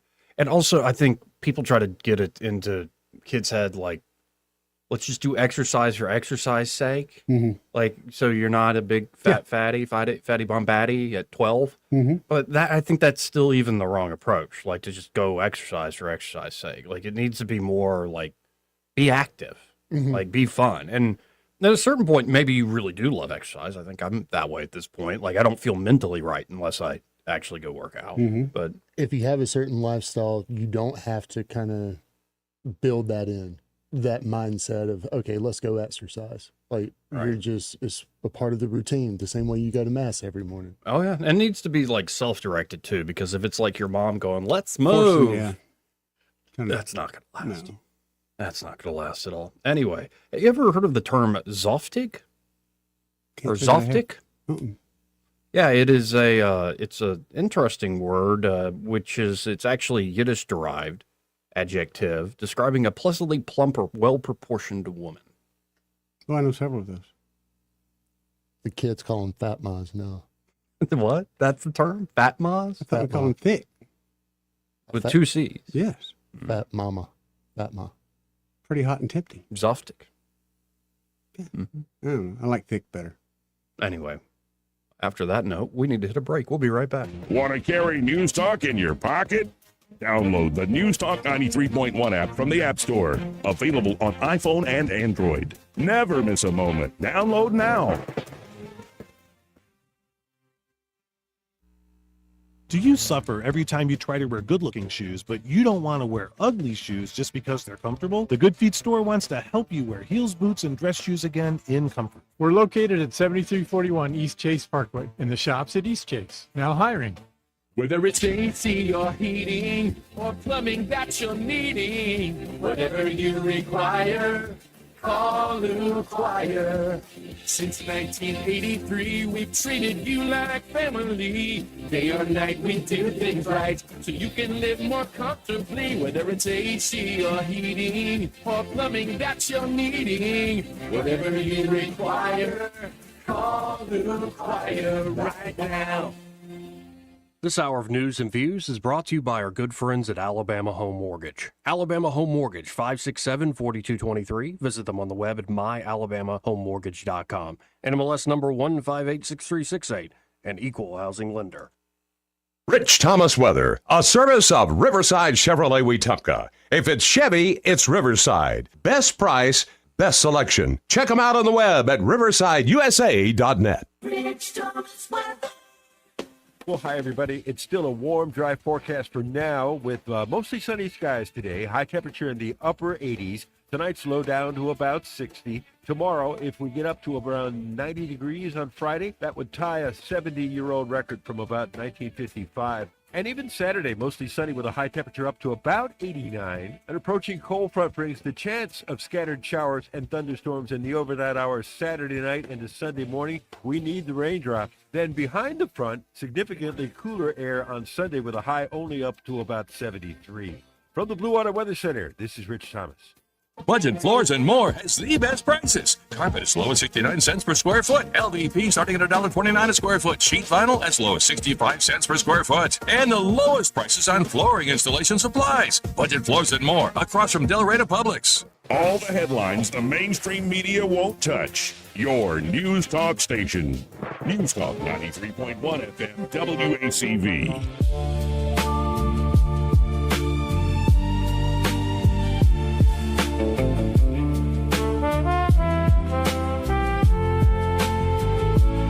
Joey Clark.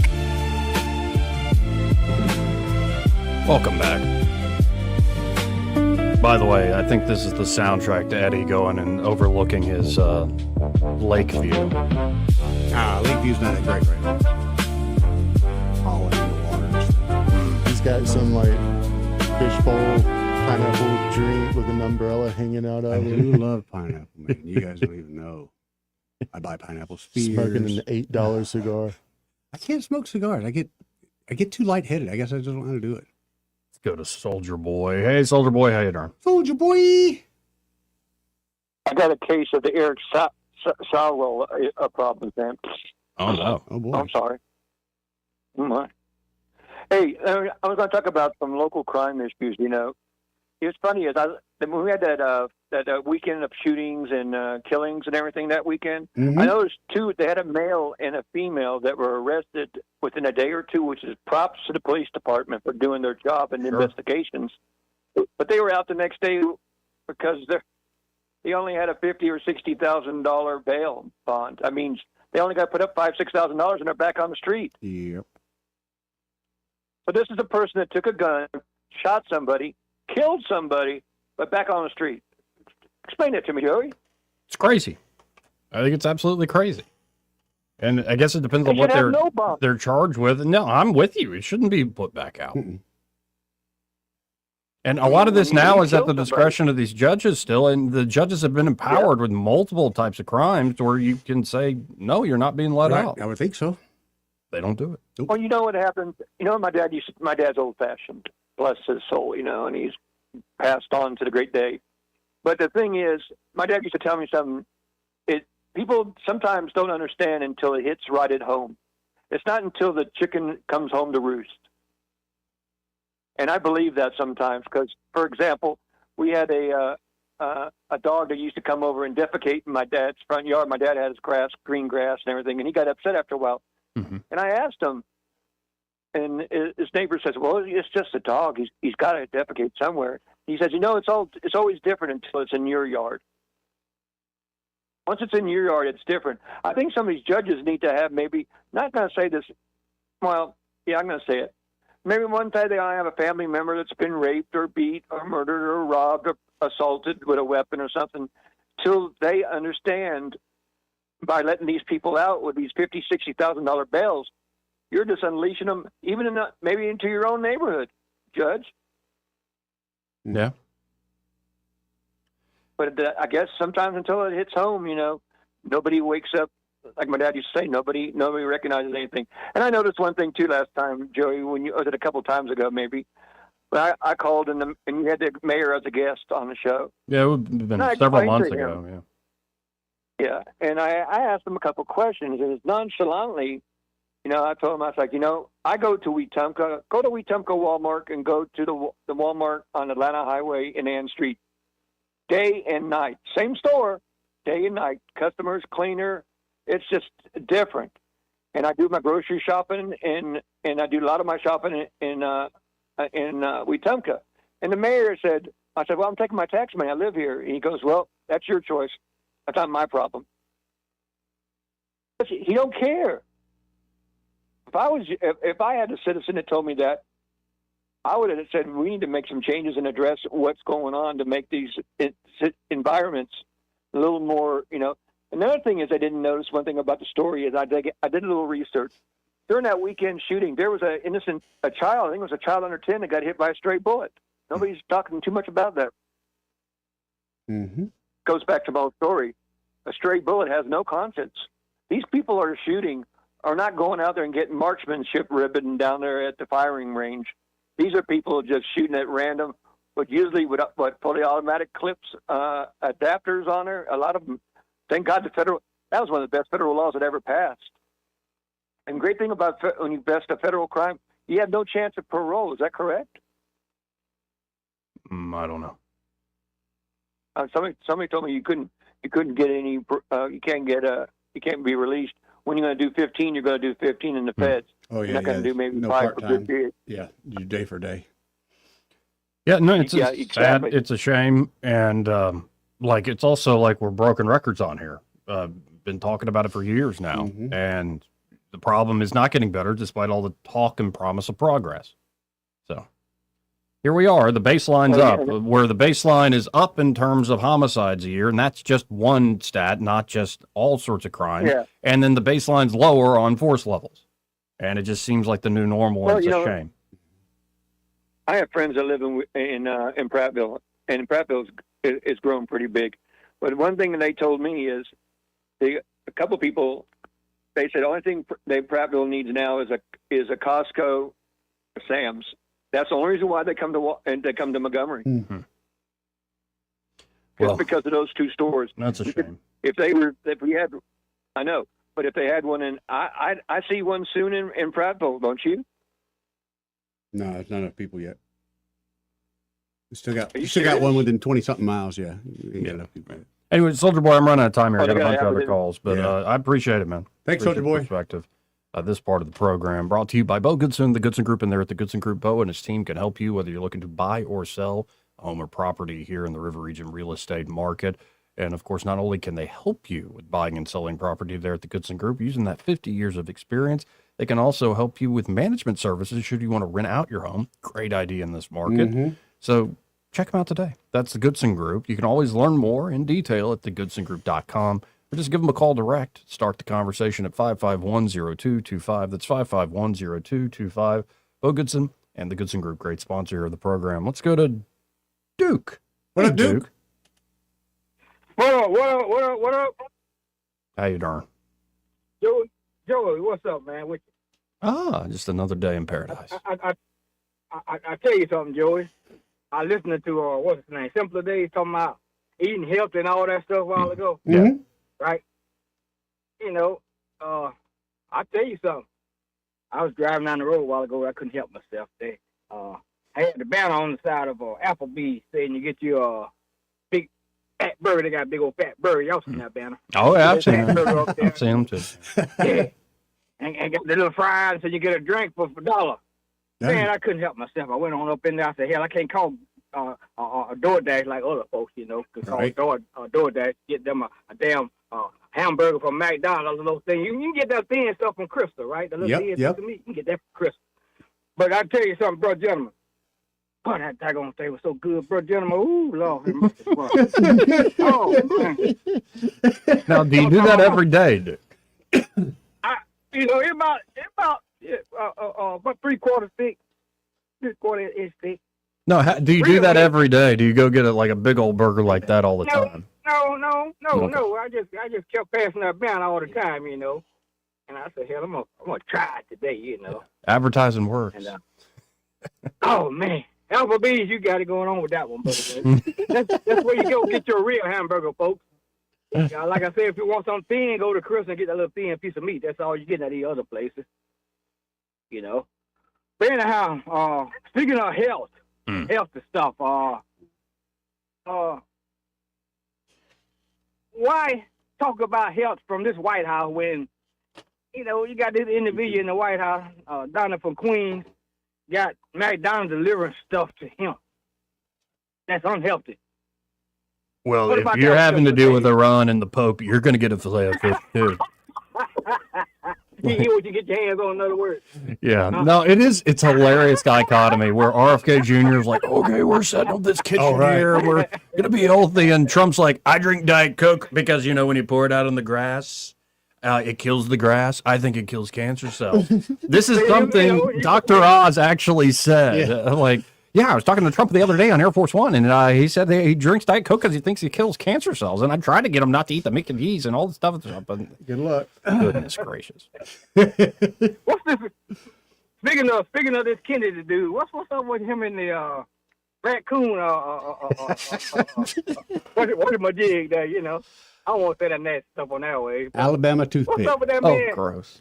Cutting out dead. The raccoon dead already now. Yeah, what are they going to do with it? The headline is RFK Jr. once chopped off a dead raccoon's penis to quote-unquote study later while on a family road trip. The funniest part, the line I read was he told the kids, stay in the car, I'll be right back. Yeah, I'll read the story here in a second in the beginning of next hour. We'll have to get into it. Really? Hey, I've been told years ago that white folks, they curious about some of everything.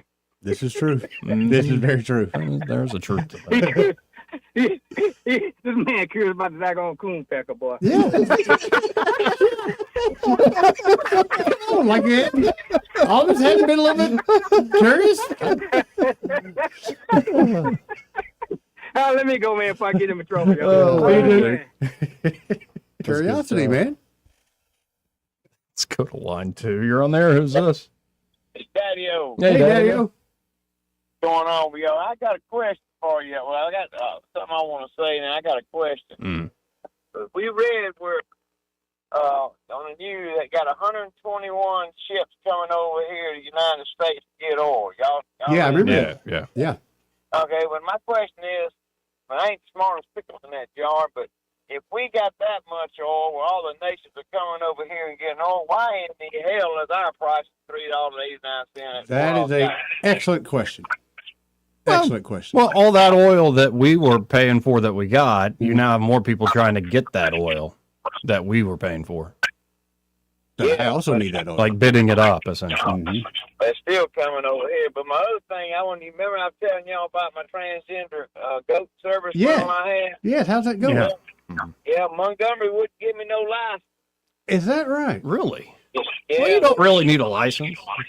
Yeah, you do. You got to have a rental license for livestock. Oh. And I went down there and they tell me, no, we don't.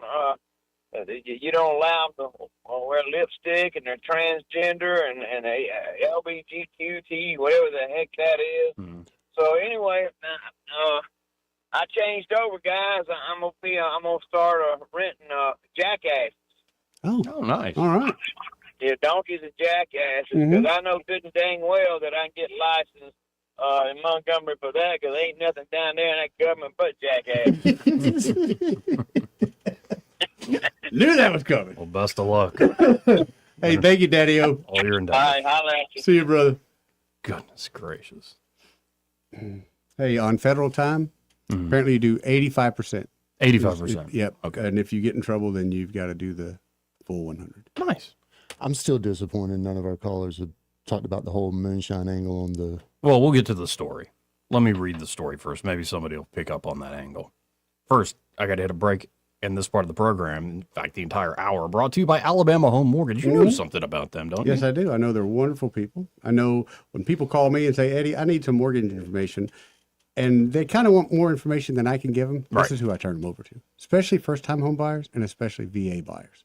Because to me, they've got the best VA program in town. Yeah, and there are a lot of veterans still think I used it or I don't qualify or yada, yada, yada. No, don't. My buddy told me that it's not worth it. That, yeah. Like, what in the world? Go talk to Kim and Madeline. They're at Alabama Home Mortgage. So you can get things like no down payment purchases, Exactly 100% cash out refinances. Exactly right. And even if you're not a veteran, especially if you're a first-time home buyer, they can walk you through that process. All starts with pre-approval. Don't waste your time with an online mortgage calculator or all this other nonsense. Just get your feelings hurt. Get a pre-approval that is good as gold that you could shop with confidence with there at Alabama Home Mortgage. And, of course, they not only serve Alabama, but also Georgia, Florida, and Tennessee. So maybe you got some friends or family out in those states that want some help with a great mortgage company. Point them in Alabama Home Mortgage's direction. Or maybe you're looking for a new place. You want to make sure that move goes smoothly. There you go. Check them out today. That number 567-4223. That's 567-4223. Or you can always apply online at myalabamahomemortgage.com. There is a difference in mortgage companies. Let Kim and Madeline prove that to you today. NMLS number 1586368. At Equal Housing Lender. He may not know whether he's coming or going, but whether you're going to work or coming home, Greg Budell is there. Mornings 6 till 9 and afternoons 3 till 6. Only on News Talk 93.1 FM WACV. At Blue Water Broadcasting, we believe great advertising starts with relationships. That's why so many local business owners trust us, not just for radio, but for digital too. If you're already running digital advertising and you're not seeing results, it may be time to explore your options. Our team takes the time to understand your business, then builds custom campaigns using a multi-channel conversion-focused approach. So whether it's digital display, social media, or you need help increasing your online presence, Blue Water Broadcasting can help. Before your next campaign, let's have a conversation. Visit bluewaterbroadcasting.com. We get a lot of questions about what all we handle at Hannah and Eddie Realty Group. I'm Hannah Grantham. And I'm Eddie Bader, and we will handle all of your real estate needs. We handle all your buying and selling needs, from your first home, next home, land, investment property, and even commercial properties. We do it all and have the experience that shows you what makes us different. So when you think real estate, think Hannah and Eddie Realty Group. Look us up on Facebook or give us a call at 334-368-6358. And let us show you who you have on your sign matters. This hour of news and views is brought to you by our good friends at Alabama Home Mortgage. Alabama Home Mortgage, 567-4223. Visit them on the web at myalabamahomemortgage.com. NMLS number 1586368. An equal housing lender. We get Montgomery talking 24 hours a day. The River Region's most trusted voice. News Talk 93.1 FM WACV.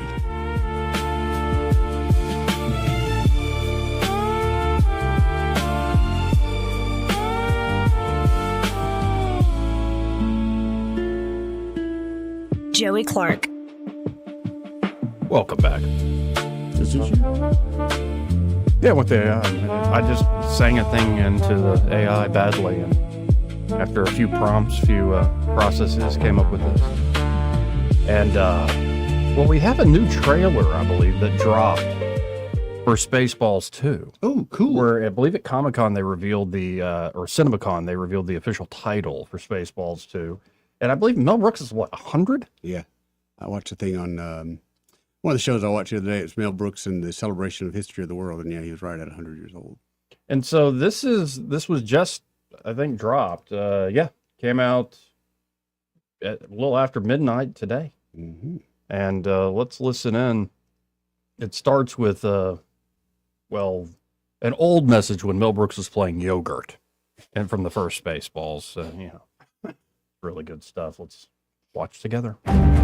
Nearly 40 years ago, a promise was made. God willing, we'll all meet again in Spaceballs 2 to search for more money. Money, you know? Hold it. Wait a minute. It's me, Mel Brooks. I have a major announcement. Spaceballs 2, The Search for More Money, is not going to be the title of this movie. Why not? Because after all these years, I found the money. There it is, the money. It was in my basement. But everywhere I go, people say, Mel, where's the new Spaceballs? When are you going to make the new Spaceballs? When are you going to make the new one? Well, we did it.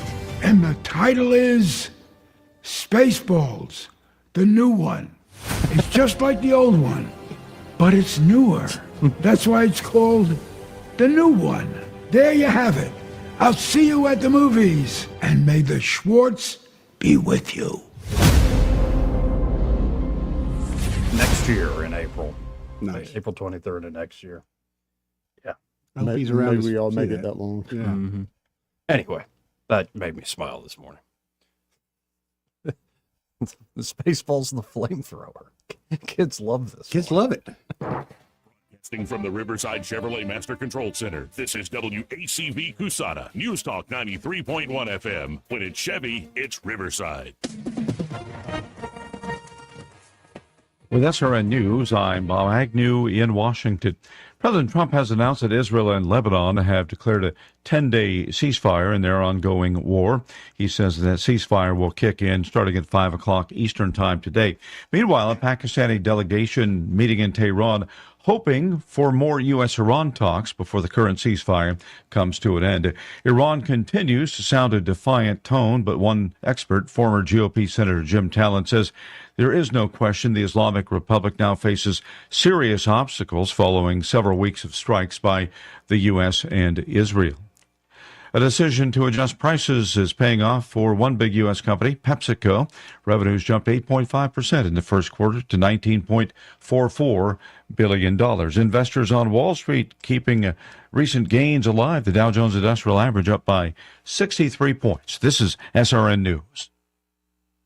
If you're drowning in IRS debt and can't afford to pay, then you need to take advantage of special IRS tax programs that are available and free yourself from IRS collection efforts once and for all. Due to the financial hardship consumers are facing throughout the country, the Internal Revenue Service has made it easier to settle delinquent tax problems. An open phone line has been established by Community Tax for consumers to call and see if they qualify. Take down this number or store it in your cell phone, but call the Community Tax Helpline, 800-305-6762. If you owe back taxes to the IRS and cannot afford to pay them back, or even if you have years of unfiled tax returns, there's no need to fear anymore. But you have to call the Community Tax Helpline today at 800-305-6762 for the help that you need. Don't take on the IRS alone. They can attack your wages, savings, pension, home, and even your Social Security check. That's 800-305-6762 for your free consultation and to see if you qualify. That's 800-305-6762. Rich Thomas Weather is brought to you by Alabama Wholesale Lumber.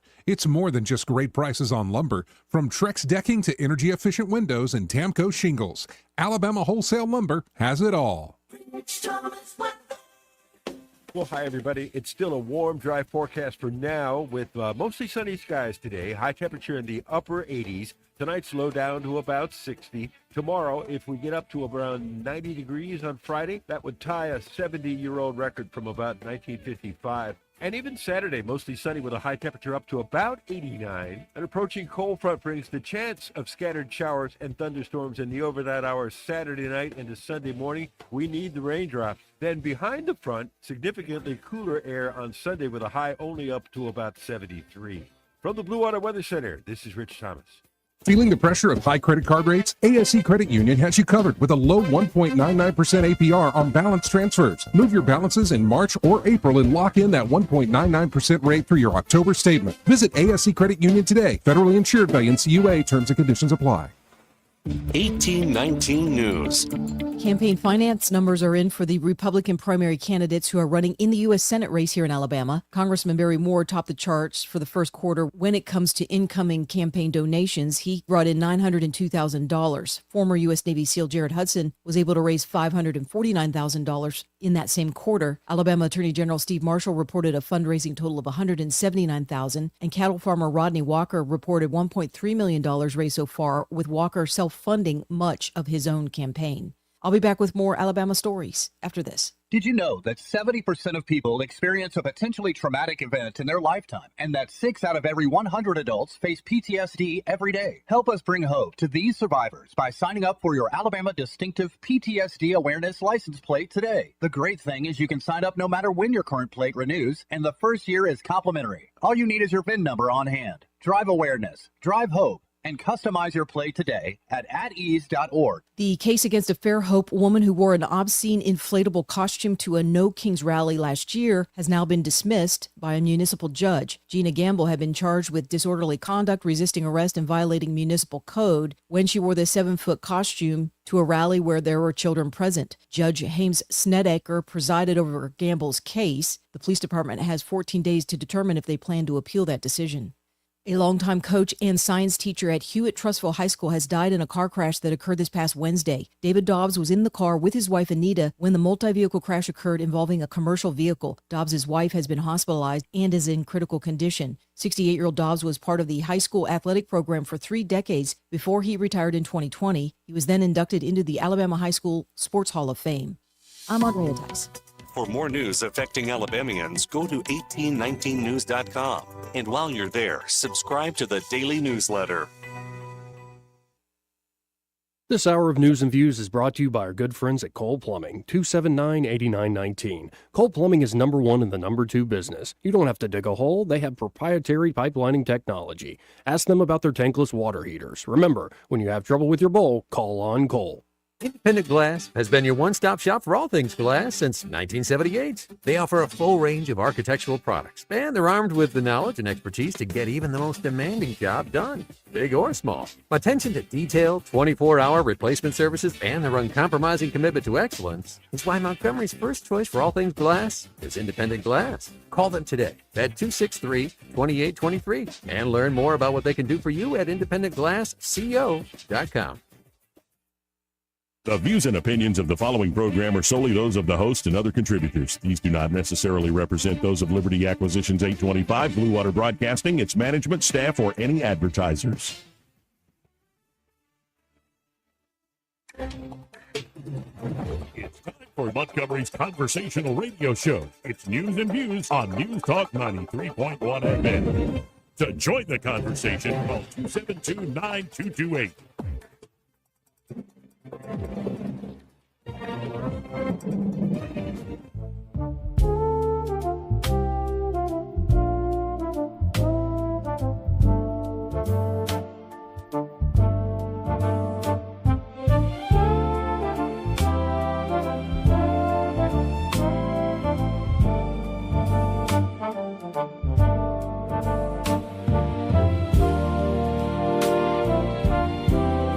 Joey Clark. Welcome back. Robert F. Kennedy Jr. once pulled his family's sedan to the side of the road after spying a dead raccoon and swiftly cut off its penis so that he could study its actually multiple sex organs. You know what, the whole thing. So you could study them later. This is from the New York Post, folks. The bizarre account by the nation's top civilian health official was unearthed in the new book, RFK Jr., The Fall and Rise, authored by the Post's own Isabel Vincent, who drew upon a wide range of sources, including private journals he penned while living in New York City between 1999 and 2001. I was standing in front of my parked car on I-684, cutting the penis out of a roadkill raccoon, thinking about how weird some of my family members have turned out to be. Reads a surreal passage in which the Health and Human Services head, now 72, was reportedly lamenting his rocky relationships with his brother Douglas Kennedy and cousin Bobby Shriver. My kids waited patiently in the car, he noted, later telling People magazine he collected the raccoon's genitals so he could study them later. The eccentric Kennedy scion's bizarre recollection adds to the laundry list of grisly encounters with animals parts he's had over the years. His daughter, Kick Kennedy, recalled in a 2012 interview with Town and Country magazine that her father's fascination with animal viscera once put a smelly damper on a childhood family vacation to Hannesport, Massachusetts. upon learning a whale carcass had washed ashore on nearby Squaw Island. The elder Kennedy made a beeline for the beach and proceeded to decapitate the beast with a chainsaw. What? Yeah, dude. Yeah. He then strapped the whale's enormous noggin to the roof of the family minivan with a bungee cord, intending once again to bring it home to study, grossing out the family in his dogged pursuit of knowledge. What, the Clark Griswold? I don't see that big of a deal. Every time we accelerated on the highway, whale juice would pour into the windows of the car, and it was the rankest thing on the planet. That told part the of magazine. the grossness. Yeah, I forgot about that. Plus, if you were behind him. Did you tell or ask one of the kids to grab the other side and help you lift it? Yes, he could have done it by himself. Somebody's lifting that with him. That's crazy. Are we talking in the beluga wheel? But you guys have never done nothing? I've never. Not like that. I've never done She that. goes on to say, we all had plastic bags over our heads with mouth holes cut out, and people on the highway were giving us the finger, but that was just a normal day-to-day stuff for us. In 2024, while briefly running for president, Kennedy admitted to the New Yorker magazine that a decade earlier he had dumped a dead bear cub in Central Park after a botched attempt to skin it. Yep. Huh. Yeah. In an apparent effort to preempt the article's imminent publication, Kennedy admitted in a video on social media that he and some buddies had been drinking when they hatched the scheme to ditch the cub's body and make it look like it got hit by a bike. He claimed he found the killed cub while on a falconing trip in Goshen, New York. He is a falconer. Yes. He is. He Yes, does he is enjoy a that. falconer. Last year, after President Trump nominated Kennedy to lead HHS, his cousin Caroline Kennedy claimed in a letter to lawmakers that while in college, he put chicks and mice in a blender to feed his hawks, calling his dorm room a perverse scene of despair and violence. I mean, the hawks got to eat. I don't know if I believe that. Like, just feed them to the hawk. Yeah. So far, the results of Kennedy's rigorous whale head and raccoon penis studies have not been publicly disclosed, says the New York Post. Man, knowing that he's a Kennedy, I just really hope there was a Save the Whales bumper sticker on the back of that as he was transporting it down the interstate. Oh, wow. You guys y'all ever dissect the frog? We'll start there. Yeah, but I've never taken a chainsaw to a whale's head, man. No, but I feel like that's missed opportunity now. Y'all are missing, I just got a text of a raccoon penis bone necklace on Etsy. Yes, that's what I'm telling you, dude. It's jewelry, just like moose nuggets, moose poop. They use it for jewelry. On eBay. Yeah. Like $12. Why? For the steel. You can get an ooslick, too. They sell all kinds of stuff like that. It's a weird, wacky place out there, Joey. Yes, it is, Joey. You know, we recommended how people go outside and walk. Not so much Yeah, anymore. now I'm like, hey, stay inside and pray. Pray the calories away. Mm-hmm. Like, this is... Pray hard. Yeah. Dude, this is life. Things die. People were curious. Yeah, it's true. It's true. I love that, by the way, his definition of life. This is life. Things die. Things die. Well, the other day, embarrassing enough, there was a bird out in the waters. It was dead. Yeah. For some reason, Hannah decided to video this. She's like, grab the bird. So I picked it up. I was like, it's dead. So I just went to put it under the bush. Mm-hmm. But now people are coming at me. You should have checked him. He could have been knocked out. I put him under a bush. He's fine. If he's dead, he's fine. But now it smells like human, so the mom's going to reject it. It was a full-size bird. It was a bird, for God's sakes, folks. There's a thousand of them. You're never too old for your mother to reject you. You know, sometimes it's just okay to tell someone, no, you're not going to do something. She got it on video. Well, here's another story of going from RFK out to, I was talking yesterday, just kind of top of the dome monologuing about how California's problems are not just political in the sense that their politics is nuts. But I think politics is the manifestation of a deeper spiritual problem going on out there, especially in places like the City of Angels. Oh, yeah. No doubt. No doubt. But this is from the City Journal, Christopher Rufo. It's a scoop. California is giving free sex change procedures to homeless illegal aliens. Our team went into the shelters and discovered that trans migrants are coming into the state for hormones, breast implants, and quote-unquote bottom surgeries, all on the taxpayer dime. And you know what's interesting about a sex change operation? It doesn't actually change your sex. But they don't have houses. They don't have places to live. But and you're like, hey, let's butcher you up here. That story makes zero sense. It's crazy. It is, but it's bizarre. I hate saying it. It's not that surprising anymore. Yeah, here is the write-up. Still kind of surprising to me. Not to me. A bunch of illegals traveling 500 miles. But you've got people that are wanting to get their wing chopped off. No. Yeah, well, there are people that are wanting to do the opposite of the Bible. and they're willing to do anything that takes. That means if I'm going to get illegal people in this country to do god-awful things to them and bring them to the dark side, so be it. I thought you were talking about the migrants there for a second. I was like, they could just stay there and do all the legal, evil stuff. They You don't need to come all the way up here to trek 1,000 miles to do it. But here's the story from cityjournal.org. Last month, we received a report from a whistleblower who claimed that illegal aliens are staying in San Francisco's homeless shelters. Following up on the tip, we visited numerous publicly funded shelters in San Francisco and spoke to employees and residents about their policies, sometimes through a translator. We discovered not only that the shelters were housing illegal immigrants, but also that they were apparently housing a population of male to female transgender illegal aliens who had hoped to obtain quote-unquote gender-affirming care. And to our shock, state and local governments apparently are providing it. St. Vincent de Paul's MSC South facility, again, St. Vincent's. Like, you can see the vestiges of what actually tried to create civilization out west. But now in that facility, St. Vincent's, in San Francisco's largest homeless shelter, and in 2024, it signed a $66 million service contract with the city. After we arrived, this is again from cityjournal.org, at the front entrance, an employee wearing a do-rag and a light green polo shirt showed us around and confirmed that illegal aliens were living there. You got a few people here from El Salvador. You got a few people here from Venezuela. You got a few people here from a little bit everywhere, he said. As a rule, he suggested management instructed employees to refuse cooperation with federal immigration authorities. When the ICE thing was going around, we all had a meeting and they told us we ain't letting them in. Among the shelter's residents was a group of Hondurans who identified as transgender. During our visit to MSC South, whose executive director did not respond to a request for comment, we spoke with two Honduran men, Laika and Alondra, who identified as transgender women. Both indicated that the local government gave them shelter and food. Laika, who wore long hair and red lipstick, was candid about this arrangement. He confirmed that he was an illegal immigrant and that the shelter doesn't ask questions about immigration status.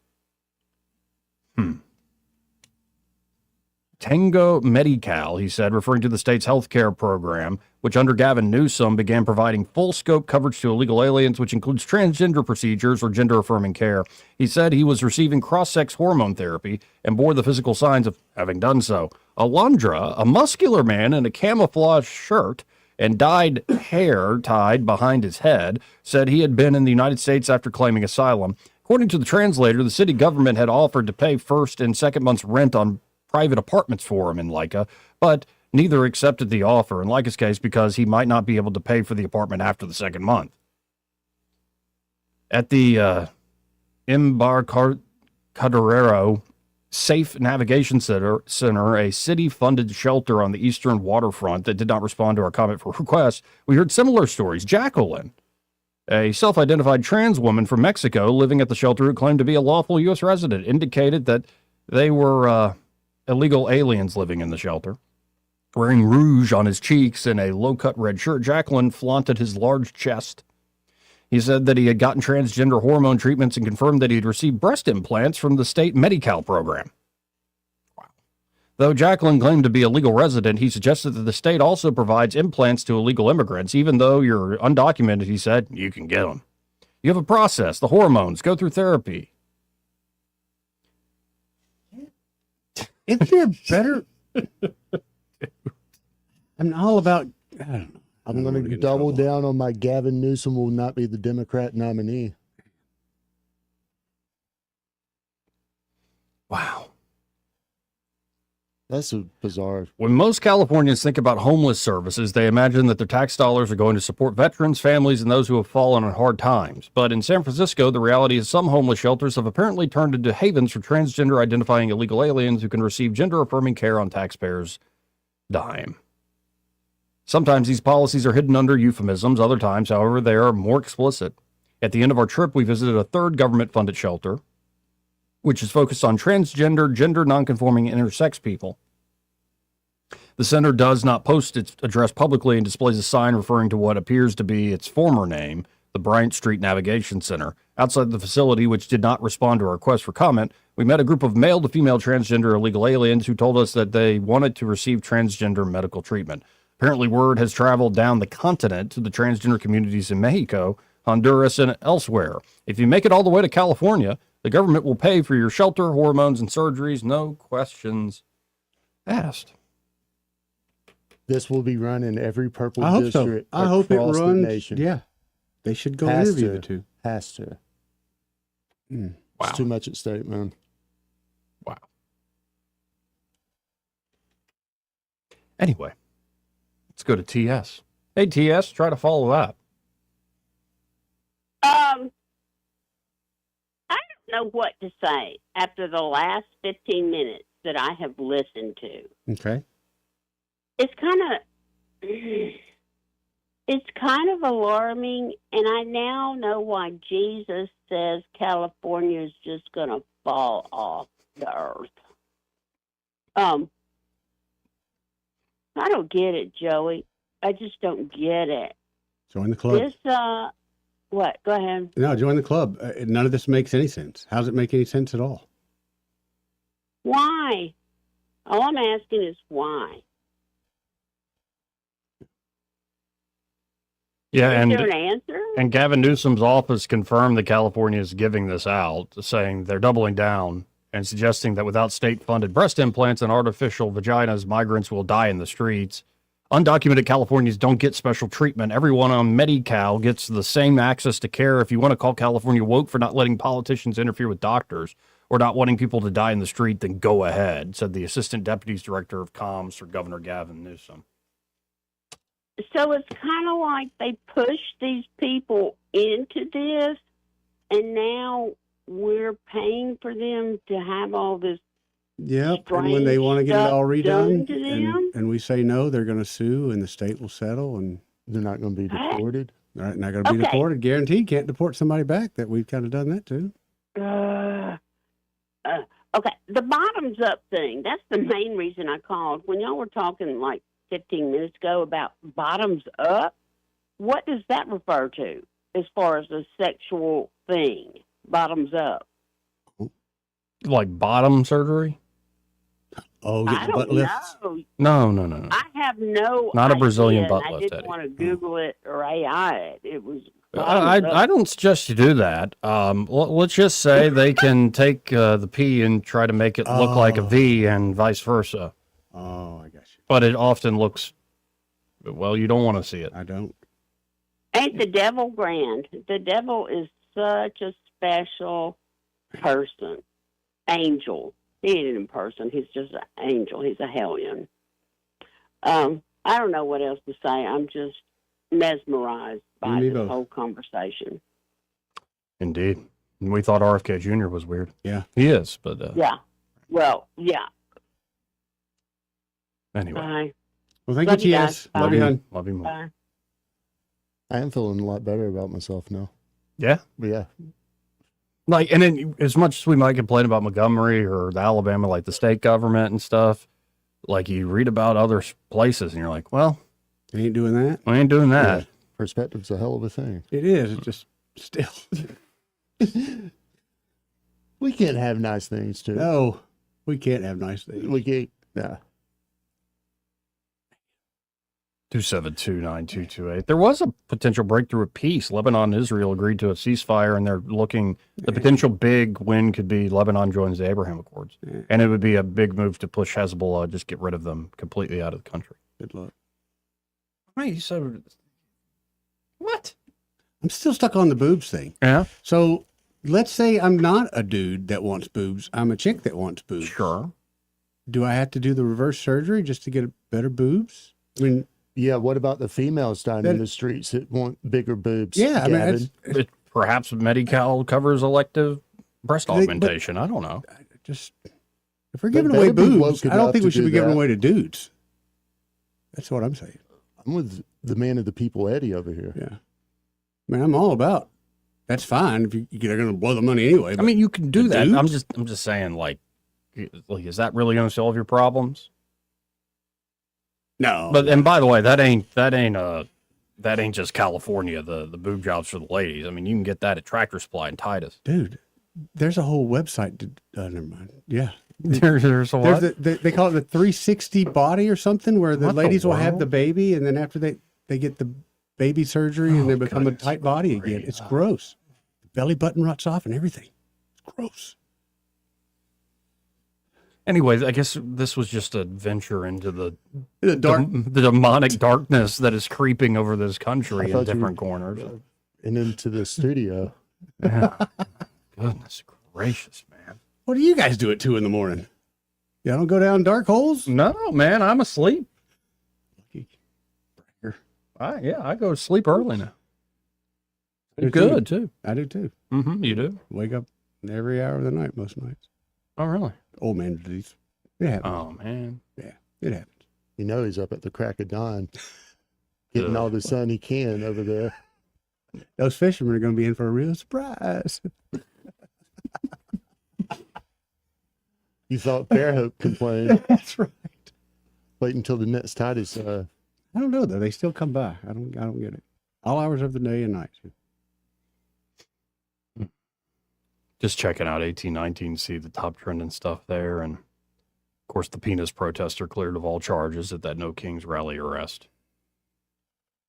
Boater charged in fatal Alabama river crash. That's the lead story. Sad story. Charged with reckless murder and first-degree assault, William Alexander Marks Ackerman, 30 of Wetumpka. Shame was operating a 19-foot War Eagle vessel on March 7th when it crashed in Montgomery County. Authorities said the boat struck the east bank of the Alabama River near the northern boulevard. According to Aaliyah, 3 people, including Ackerman, were injured and transported to the hospital for treatment. Jonathan Behringer, 30 of Nashville, Tennessee, succumbed to his injuries on March the 24th. That's awful. I wonder what the full story is on that. My guess is they ran aground more than likely. Just a mistake? Yeah. Okay. Irresponsible. Because if there was like intoxication going on, he would have been charged with that too. I would think so. Yeah. Anyway. How about this? Let's hit a break, and we need to install a shower. Take a shower after some of these stories. Dadgum. Want to carry News Talk in your pocket? Download the News Talk 93.1 app from the App Store. Available on iPhone and Android. Never miss a moment. Download now. Hi, this is Bo Goodson from the Goodson Group with your Real Estate Minute. Here in the River region, thousands of hardworking folks will be buying a home, some for the first time. How do you know you are buying the right home? It starts with research. A buyer's agent can help you in your search, providing a list of homes you may not be aware of or know about. At the same time, a meeting with a local lender to find out exactly what you qualify for and how much it will cost at closing and monthly. A list of needs and wants provided to your agent will help them locate properties that match those needs. An example would be bedrooms, baths, school zones, floor plan requests will also help. Start shopping and look at homes and compare and make a list of pluses and minuses for each home. Compare them with your agent to narrow the field. After you work out the contract, appraisals and inspections come next, and then the closing. For more details, call Bo Goodson at the Goodson Group, 221-2883. That's 221-2883. Montgomery Men's Health salutes the man everyone depends on. You, the grill master. Your family don't have to go out to eat. You carry the load. You solve the problems. Mr. Fix-It. But when you're off, we all feel it. And what happens when the gas runs out? When the strength drops, when the transmission stalls, and I ain't just talking about your truck. Male performance is complicated. Treating low T and ED requires technical precision, and that's where Montgomery Men's Health shines. We've been conquering this since 2014, long before every strip mall had a low T sign. We started this clinic to level you up, to help separate fact from internet fiction, hype from the successful realities we see every day. What works 92% of the time versus what might work online. And we keep getting better. Better service, better care, better value. And for $99, you'll receive a lab panel in minutes and a consultation with our medical provider. Don't wait. Call 334-440-3663 or go to MontgomeryMen'sHealth.com. For too long, Alabama's statewide news companies have shamed us for our conservative Christian values. Alabama deserves a news company that cherishes our culture, a company that isn't bought and paid for by the powers that be. 1819 News is that company. Run by Alabamians for Alabamians, 1819 News celebrates what is good and beautiful about our state, while exposing those who work against our values in secret. Just go to 1819news.com to learn more. Subscribe to our newsletter. That's 1819news.com. This hour of News and Views is brought to you by our good friends at Cole Plumbing, 279-8919. Cole Plumbing is number one in the number two business. You don't have to dig a hole. They have proprietary pipelining technology. Ask them about their tankless water heaters. Remember, when you have trouble with your bowl, call on Cole. Y'all hear about all those politicians making money in the stock market? Yeah, that Nancy Pelosi's making a killing. Yeah, she is. And so is Coach. Tommy Tuberville? Yeah, he and Pelosi are making millions. Turns out old Senator Tuberville's trading ag futures while he's on the ag committee. Wow, Tommy Tuberville's making a killing in the stock market. Yep, just like Nancy Pelosi. It's all just a big game to Coach Tuberville. In 2024, Tommy Tuberville made millions trading stocks, just in 1 year. Wonder what else there is. So Tommy Tuberville is making millions in the stock market, all in the industries he regulates. Tommy Tuberville's great at making millions for himself. Now I want to know. Just how much money did Tommy Tuberville and Nancy Pelosi make for themselves in the stock market? Why don't we ask him? Let's call Tommy Tuberville. Ask him how much money he made himself in the stock market. And tell him, for us, it's not a game. This advertisement is paid for by the Alabama Leadership Fund. With spring officially here, Pizza Perfect has sprung a great deal for April. Get a free order of breadsticks or cinnamon sticks with the purchase of any large or medium pizza.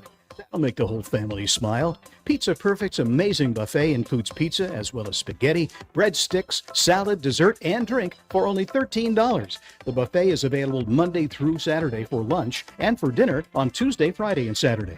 Pizza Perfect is also available for pickup and delivery. Pizza Perfect on Coliseum Boulevard in Eastbrook.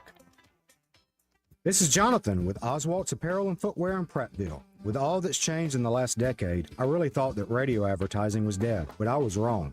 We opened our store during the pandemic, and we wouldn't have been near as successful without advertising on Blue Water. Practically every day, someone comes in for the first time and tells us they heard about Oswald's on the radio. I highly recommend advertising with Blue Water. Did you know that radio is the #1 reach platform in all of media? It's true. Call us to find out how to put radio's #1 reach to work for your business. Blue Water Broadcasting. Local folks helping local business. Weather, a service of H&H Carpets, where right now, get a load of this, listen close, you get a house full of carpet for $19.95 installed. Unbelievable. They're located at 6450 Atlanta Highway, just across from Walmart. Rich Thomas weather. Well, hi, everybody. We are still high and dry. Today was day number 11 with no rain and about 7 days straight on 80-degree temperatures. Tonight will be partly cloudy and mild. Overnight low temperature down to about 60. Tomorrow's high temperature on Friday up to around 90. That would tie a record. So mostly sunny again tomorrow and Saturday, with Saturday's high up to about 89. Then the risk of scattered showers and thunderstorms in the overnight hours Saturday night into Sunday morning as a cold front sweeps through the state. Significantly cooler temperatures on Sunday with a high around 73. From the Blue Water Weather Center, this is Rich Thomas. CB&S Bank, serving families and communities since 1906. Proud to be named 16th best performing bank nationally in their asset category by American Banker. Learn more at cbsbank.com. CB&S Bank, member FDIC, equal housing lender. If it concerns your community, you'll hear about it on News Talk 93.1. News Talk 93.1 FM WACV.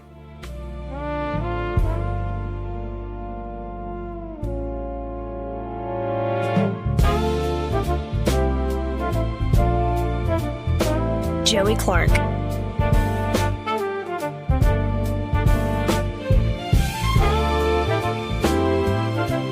Welcome back. I'm your host, Joey Clark.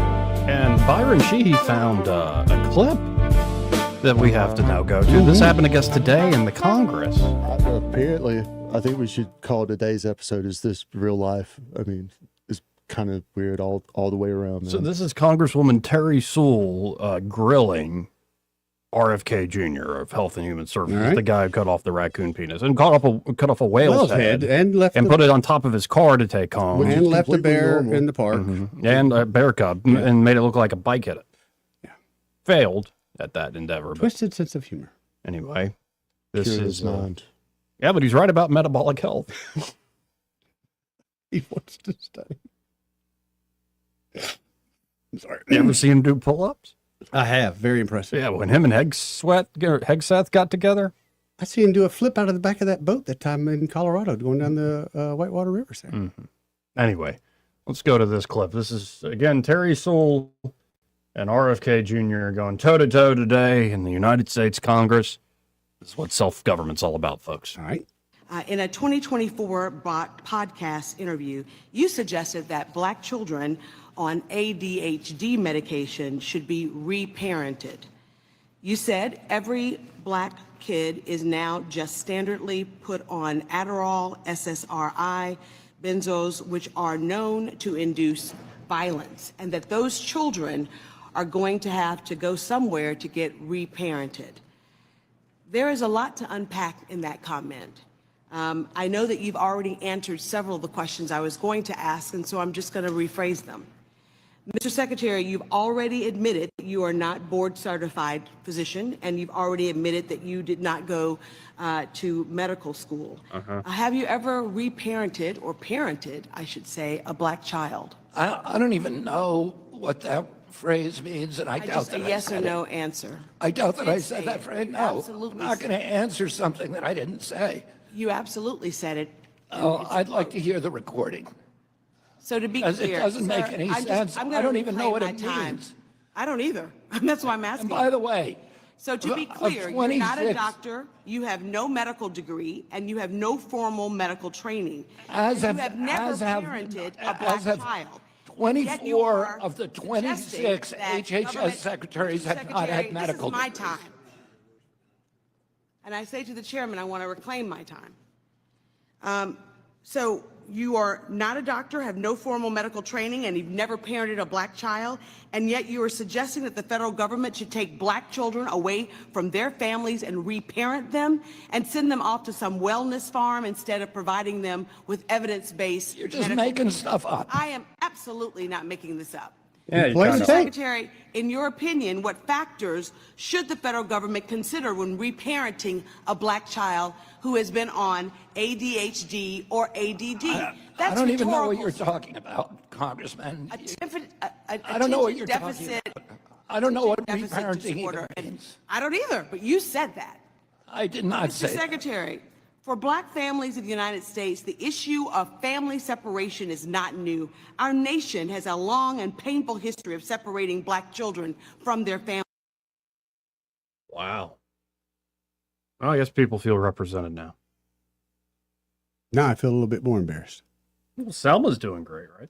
Selma is rocking it Yeah. in poverty, and they suspended their police chief yet another time for, I think he was doing his job, but hey. We're you might trying say. to. Yeah. Wait, he got suspended for doing his job? Trying to do his job. This will be like third or fourth time. Dude, What a novel idea. Wait, what? Why? if you ever want a reality show, Selma Yeah. would be a great reality show. Because how much more money can we pour into a dump and continue to have dump? Mhm. It's almost as bad as the school system here in Montgomery. But money, right? It's, yeah. I mean, look at the money that gets poured into Selma. Go find it. You know, sometimes these hearings, like, it's good theater, Mhm. but often I'm just, Republicans and Democrats alike, I'm like, this is self-government? Really? This is what little Jimmy Madison thought of? Well, if you're going to accuse somebody of something, though, This is what the great Montesquieu was envisioning with little r republicanism? The bad theaters. yeah, that's what sells. Yeah, it's almost like democracy makes us play to the lowest common denominator and easily manipulated. Easily Oh, no, I manipulated. shouldn't say that. But hey, have you seen any of these mailers before? Oh, man, I got a good one the other day. I should have brought it in here. Have you seen any of these dumb political ads before? You got to try to craft some of them sometimes. I feel like I might not have a new calling. Oh, and you'd have a gnat. It just feels like it'd be one thing if people were, you know, not everybody's going to be the smartest, pickle in the jar, as we heard from one of our callers earlier. I like that. But actually, honestly, being intelligent is more a sign that you're probably a bad person. I'll put that way. Like, you got a lot more temptation going on with all that intellect. Some of the best people I know But you're are, supposed to know better, right? yeah.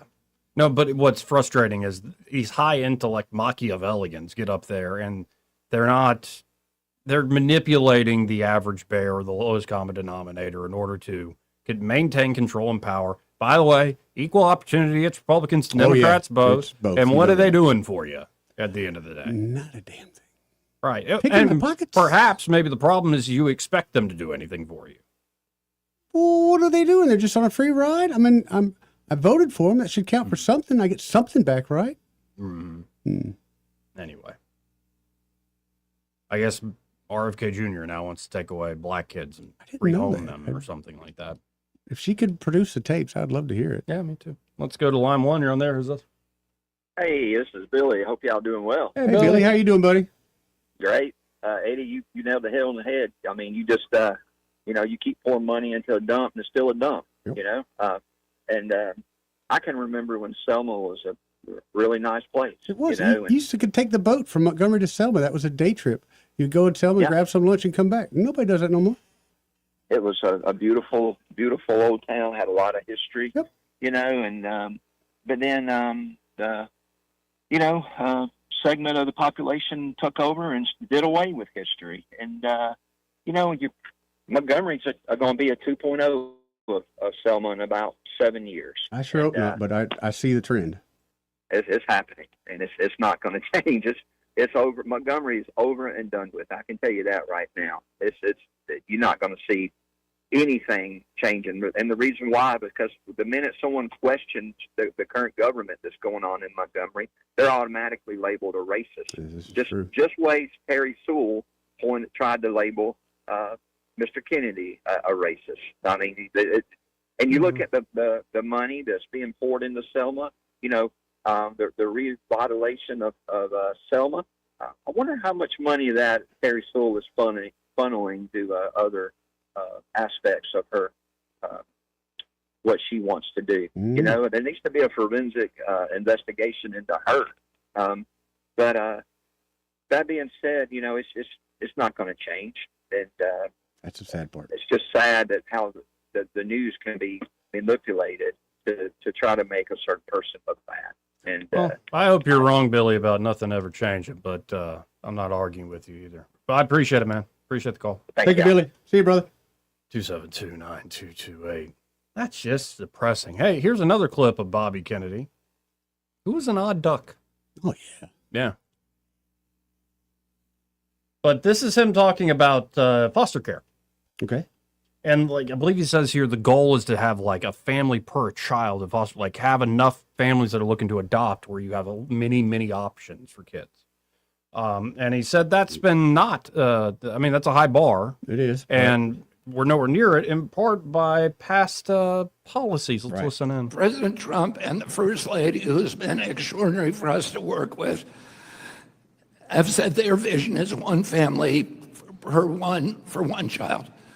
Right now, we have a 2-to-1 ratio. And part of the reason for that is that the Biden administration was excluding an entire class of people because of their religious beliefs. We are, and told the states to actually pass laws, instructed them to pass laws, refusing families who had certain religious beliefs, mainly Christian religious beliefs, to not be allowed to have children. And that dramatically constricted the pool of available parents. We are changing that. We're also addressing one of the big issues, which is to allow children to stay with their families of origin. One of the biggest drivers of those separations is drug abuse. And we are aggressively going after these issues. And partially as a result of our work, the number of foster children has dropped from 425,000 to 325,000 because there's more kids who we're doing our early preventative services on and intervening early with parents who have drug addiction problems. Yeah, but he's just an awful racist, Why don't they or pass out as a congressional act? You can't discriminate against Christian families who want to adopt. That's never done. That's why.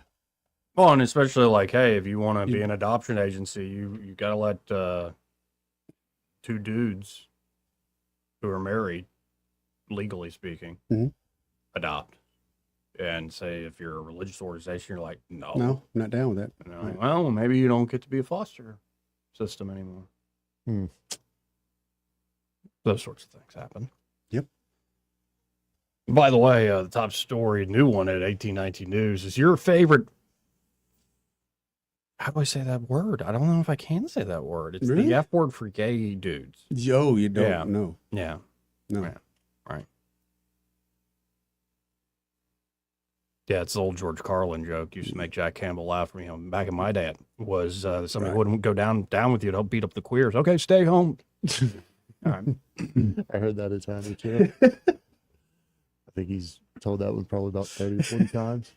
But your most favorite F word, Magic City Acceptance Academy touts exceptional mental health professionals with expansion pending. They're looking to expand their charter school, which is state and federally funded. And there's one fella in a recent video goes by AJ Connor. He's one of those mental health professionals, was spotlighted and interviewed, getting more time on screen than anyone else. In the interview, he sat in his office wearing a pink beret and his MCAA staff ID on a lanyard decorated with 3 buttons indicating his preferred pronouns, which are she, he, and they.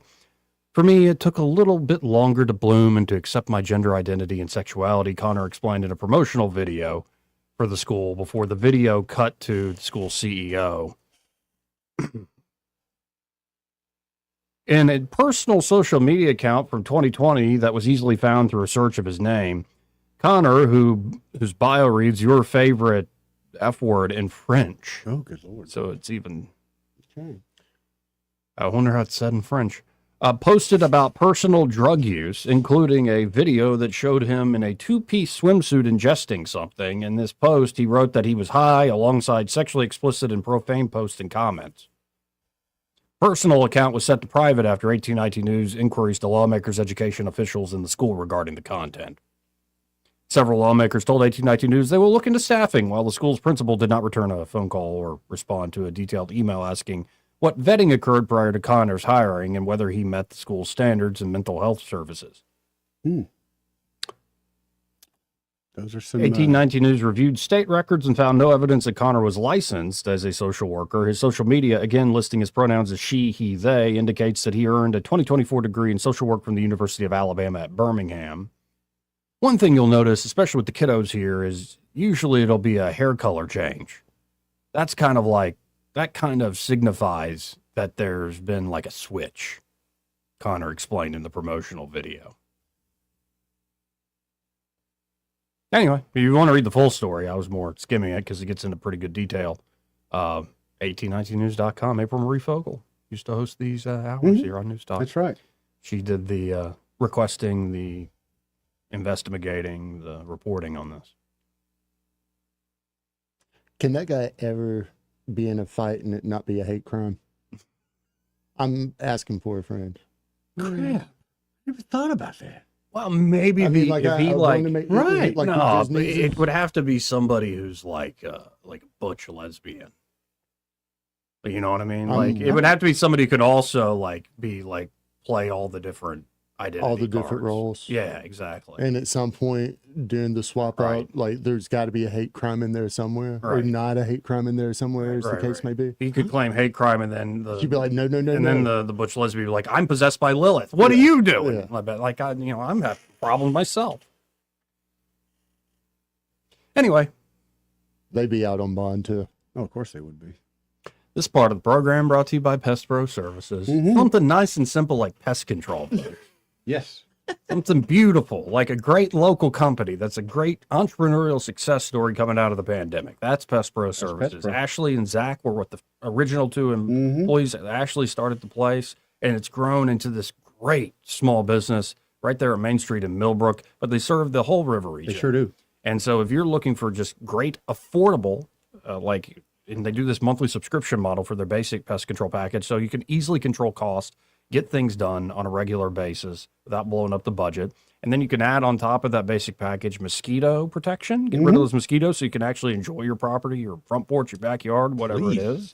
Please. And of course, termite inspection protection, maybe a squirrel or a raccoon. Ooh, boy. Raccoon. A well. Or some sort of wildlife gets in, they can get that out of They there. sure can. Say you got a bear in the crawl space. Mm-hmm.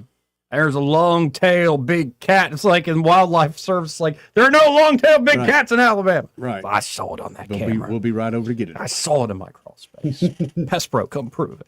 But no, if you're looking for just a great local company who also gives back to the community in many ways, you can always check out their Facebook page. Just search Pest Pro Services on the Book of Faces, or you can learn more at ppsriverregion.com, or just call them direct at 265-9990. That's 265-9990. And be sure to tell them that Joey, Eddie, and Byron, those fellas on the radio, sent you. He may not know whether he's coming or going, but whether you're going to work or coming home, Greg Budell is there. Mornings, 6 till 9, and afternoons, 3 till 6. Only on News Talk 93.1 FM, WACV. Hunger doesn't always look the way you think, but it's closer than you realize. On Saturday, May 9th, join the Budget Bites battle at the Heart of Alabama Food Bank and turn awareness into action. Teams will go head-to-head, creating a full meal for $5 per person or less in just 60 minutes. Every $1 raise provides 5 meals for neighbors in need. Now we need you. Register your team today at hafb.org. Deadline is May 2nd. Be part of the solution. Cook with purpose. Fight hunger one meal at a time. This hour of News and Views is brought to you by our good friends at Cole Plumbing, 279-8919. Cole Plumbing is #1 in the #2 business. You don't have to dig a hole. They have proprietary pipelining technology. Ask them about their tankless water heaters. Remember, when you have trouble with your bowl, call on Cole. News and talk without the static. The River Region's most trusted voice. News Talk 93.1 FM, WACV.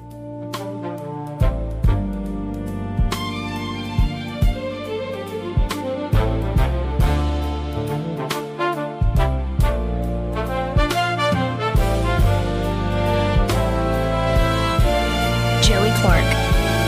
Welcome back. 272-9228 if you want to get on the conversation. This part of the program brought to you by Josh and Leslie Ryder there at Dillon Rings. And at Dillon Rings, they're ready to help you across the board with all your jewelry needs. If you want to check out some of what Josh can get done, whether it's repair work or custom design work, just check out their Facebook page. A lot of very detailed, zoomed-in videos where you can see the intricate, very skilled work that Josh Ryder can get done. Josh the jeweler, true artist over there, and a bit of a scientist as well. But of course, they also can help you with spa treatments. There's jewelry you wear all the time that looks like you wear it all the time. Right. What if it could shine and shimmer like it's brand new again? They can do that there. And don't forget about their amazing inventory Leslie and Josh put together. They do. Beautiful. From high-end pieces to everyday jewelry items. Maybe you want a starter set, like a charm bracelet or something for the little girl, like your niece or your granddaughter, something like that. Something like that. So y'all check them out today. Just stop by 119 Brown Springs Road here in Montgomery, just off of Atlanta Highway, and be sure to tell them that Joey and Eddie, those fellas on the radio, sent you. Let's go to Ray Bowles from Prattville Carpet. Hey, Ray, how are you? What up, Ray?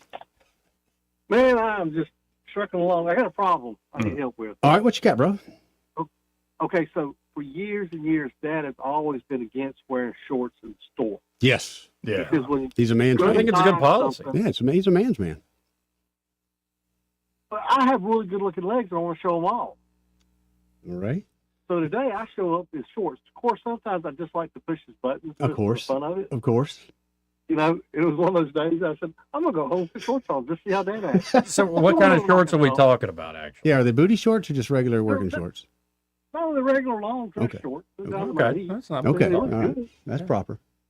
But Greta said yes, and everybody else said no. And I'm like, should I listen to the one woman in the office or all the men? Women rule. That's where that's where, I mean. Who did you dress Typically, for? I'm Did you married. dress for the women or did you dress for the men? Yeah, heck, you might get more customers. I wear shorts. Yeah. Like, especially ladies stopping by to see those shapely That's right. See them calves. legs? I know he's married, but I can I look. want to look at them legs. Yeah. So if y'all are out and about and are interested in flooring, come by this afternoon and tell me what you think. If I should put pants back on or not. In my mind, it's like I'm a sexy beast in my mind, but in reality, I'm not. Hey, we have to learn to love You know, ourselves first, Ray. Yeah, I believe in miracles We too, do, right? we do. You know, it's like I think I can sing until I go to church on Sunday morning and boy. everybody turn around looking at me. Yeah, somebody stepped on a cat. We had a new couple show up at church, and I just had to tell them I'm sorry for what's fixing to happen. But I get into it. They didn't come back next Sunday. Yeah, I'm sorry. You ain't right, man, but I like it. Oh, man.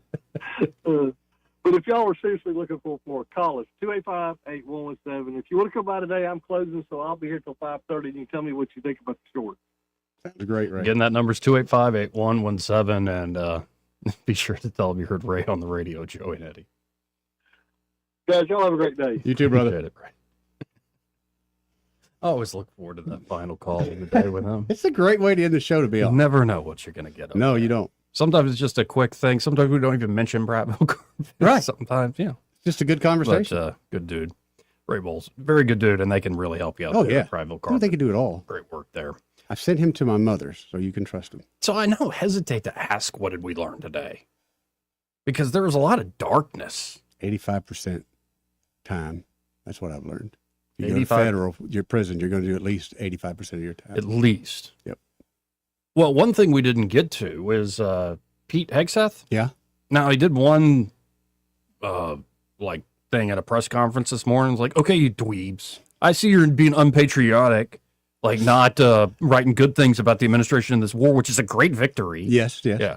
And like essentially that's what he said. Of course. Well, and then of course the counter move was to embarrass him. Apparently Hegseth quoted a Bible verse, but it was actually the Bible verse written in the letter of Pulp Fiction by Quentin Tarantino. Ooh. You know, where Samuel L. Jackson Jules quotes it. Yes.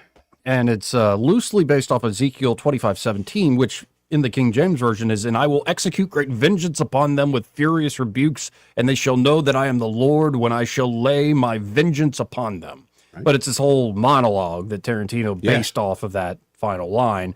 And Hegseth changed it even a little bit himself. I got to wonder if he knew whether or not it was a Bible verse as he's reading I it. kind of figured he knew. And there's a from the lot of movies. that going on right now online. It is the darndest thing. Twisting of things like that? Well, in everybody's statements, religious matters. Yeah. And there's a lot, I noticed it in politics. We had a good friend of mine say, "Joe, you think politics is bad? Wait until you get to the politics of religion." And when you see it in the most uncharitable formats, oh yeah, especially on X, it's just, it makes me want to not look at the phone and instead, go read the good book, go pray a little bit, maybe watch something funny. Just get away from that sort of toxic environment. Yeah, toxic environment. It's not good for you. You know that. Yeah, but the great thing is there are great, honest debaters, honest apologists for different perspectives, and those conversations are available online. I watched one the other day with Doug Wilson and Joe Heschmeyer on Sola Scriptura, and it was just a fantastic conversation. They're not trying to get each other, so to speak. Mm-hmm. They're just laying out their perspective honestly. I love that. I love when people can. It's not even a debate. It's just me learning what you know and you learning what I know. Well, it was a debate, but it was a debate is great when it's not like you're mischaracterizing the other person, right, or you're cutting them off, or lying about them straight up. No, in having everything on the table, then you can sort of hash it out and let other people watching decide. And there's so much of that out there, and I think that's awesome. But there's something about politics that just drives people crazy. Absolutely drives them crazy, even when they are. Yeah, these people were controlling your lives when they're as messed up as you are. Mm-hmm.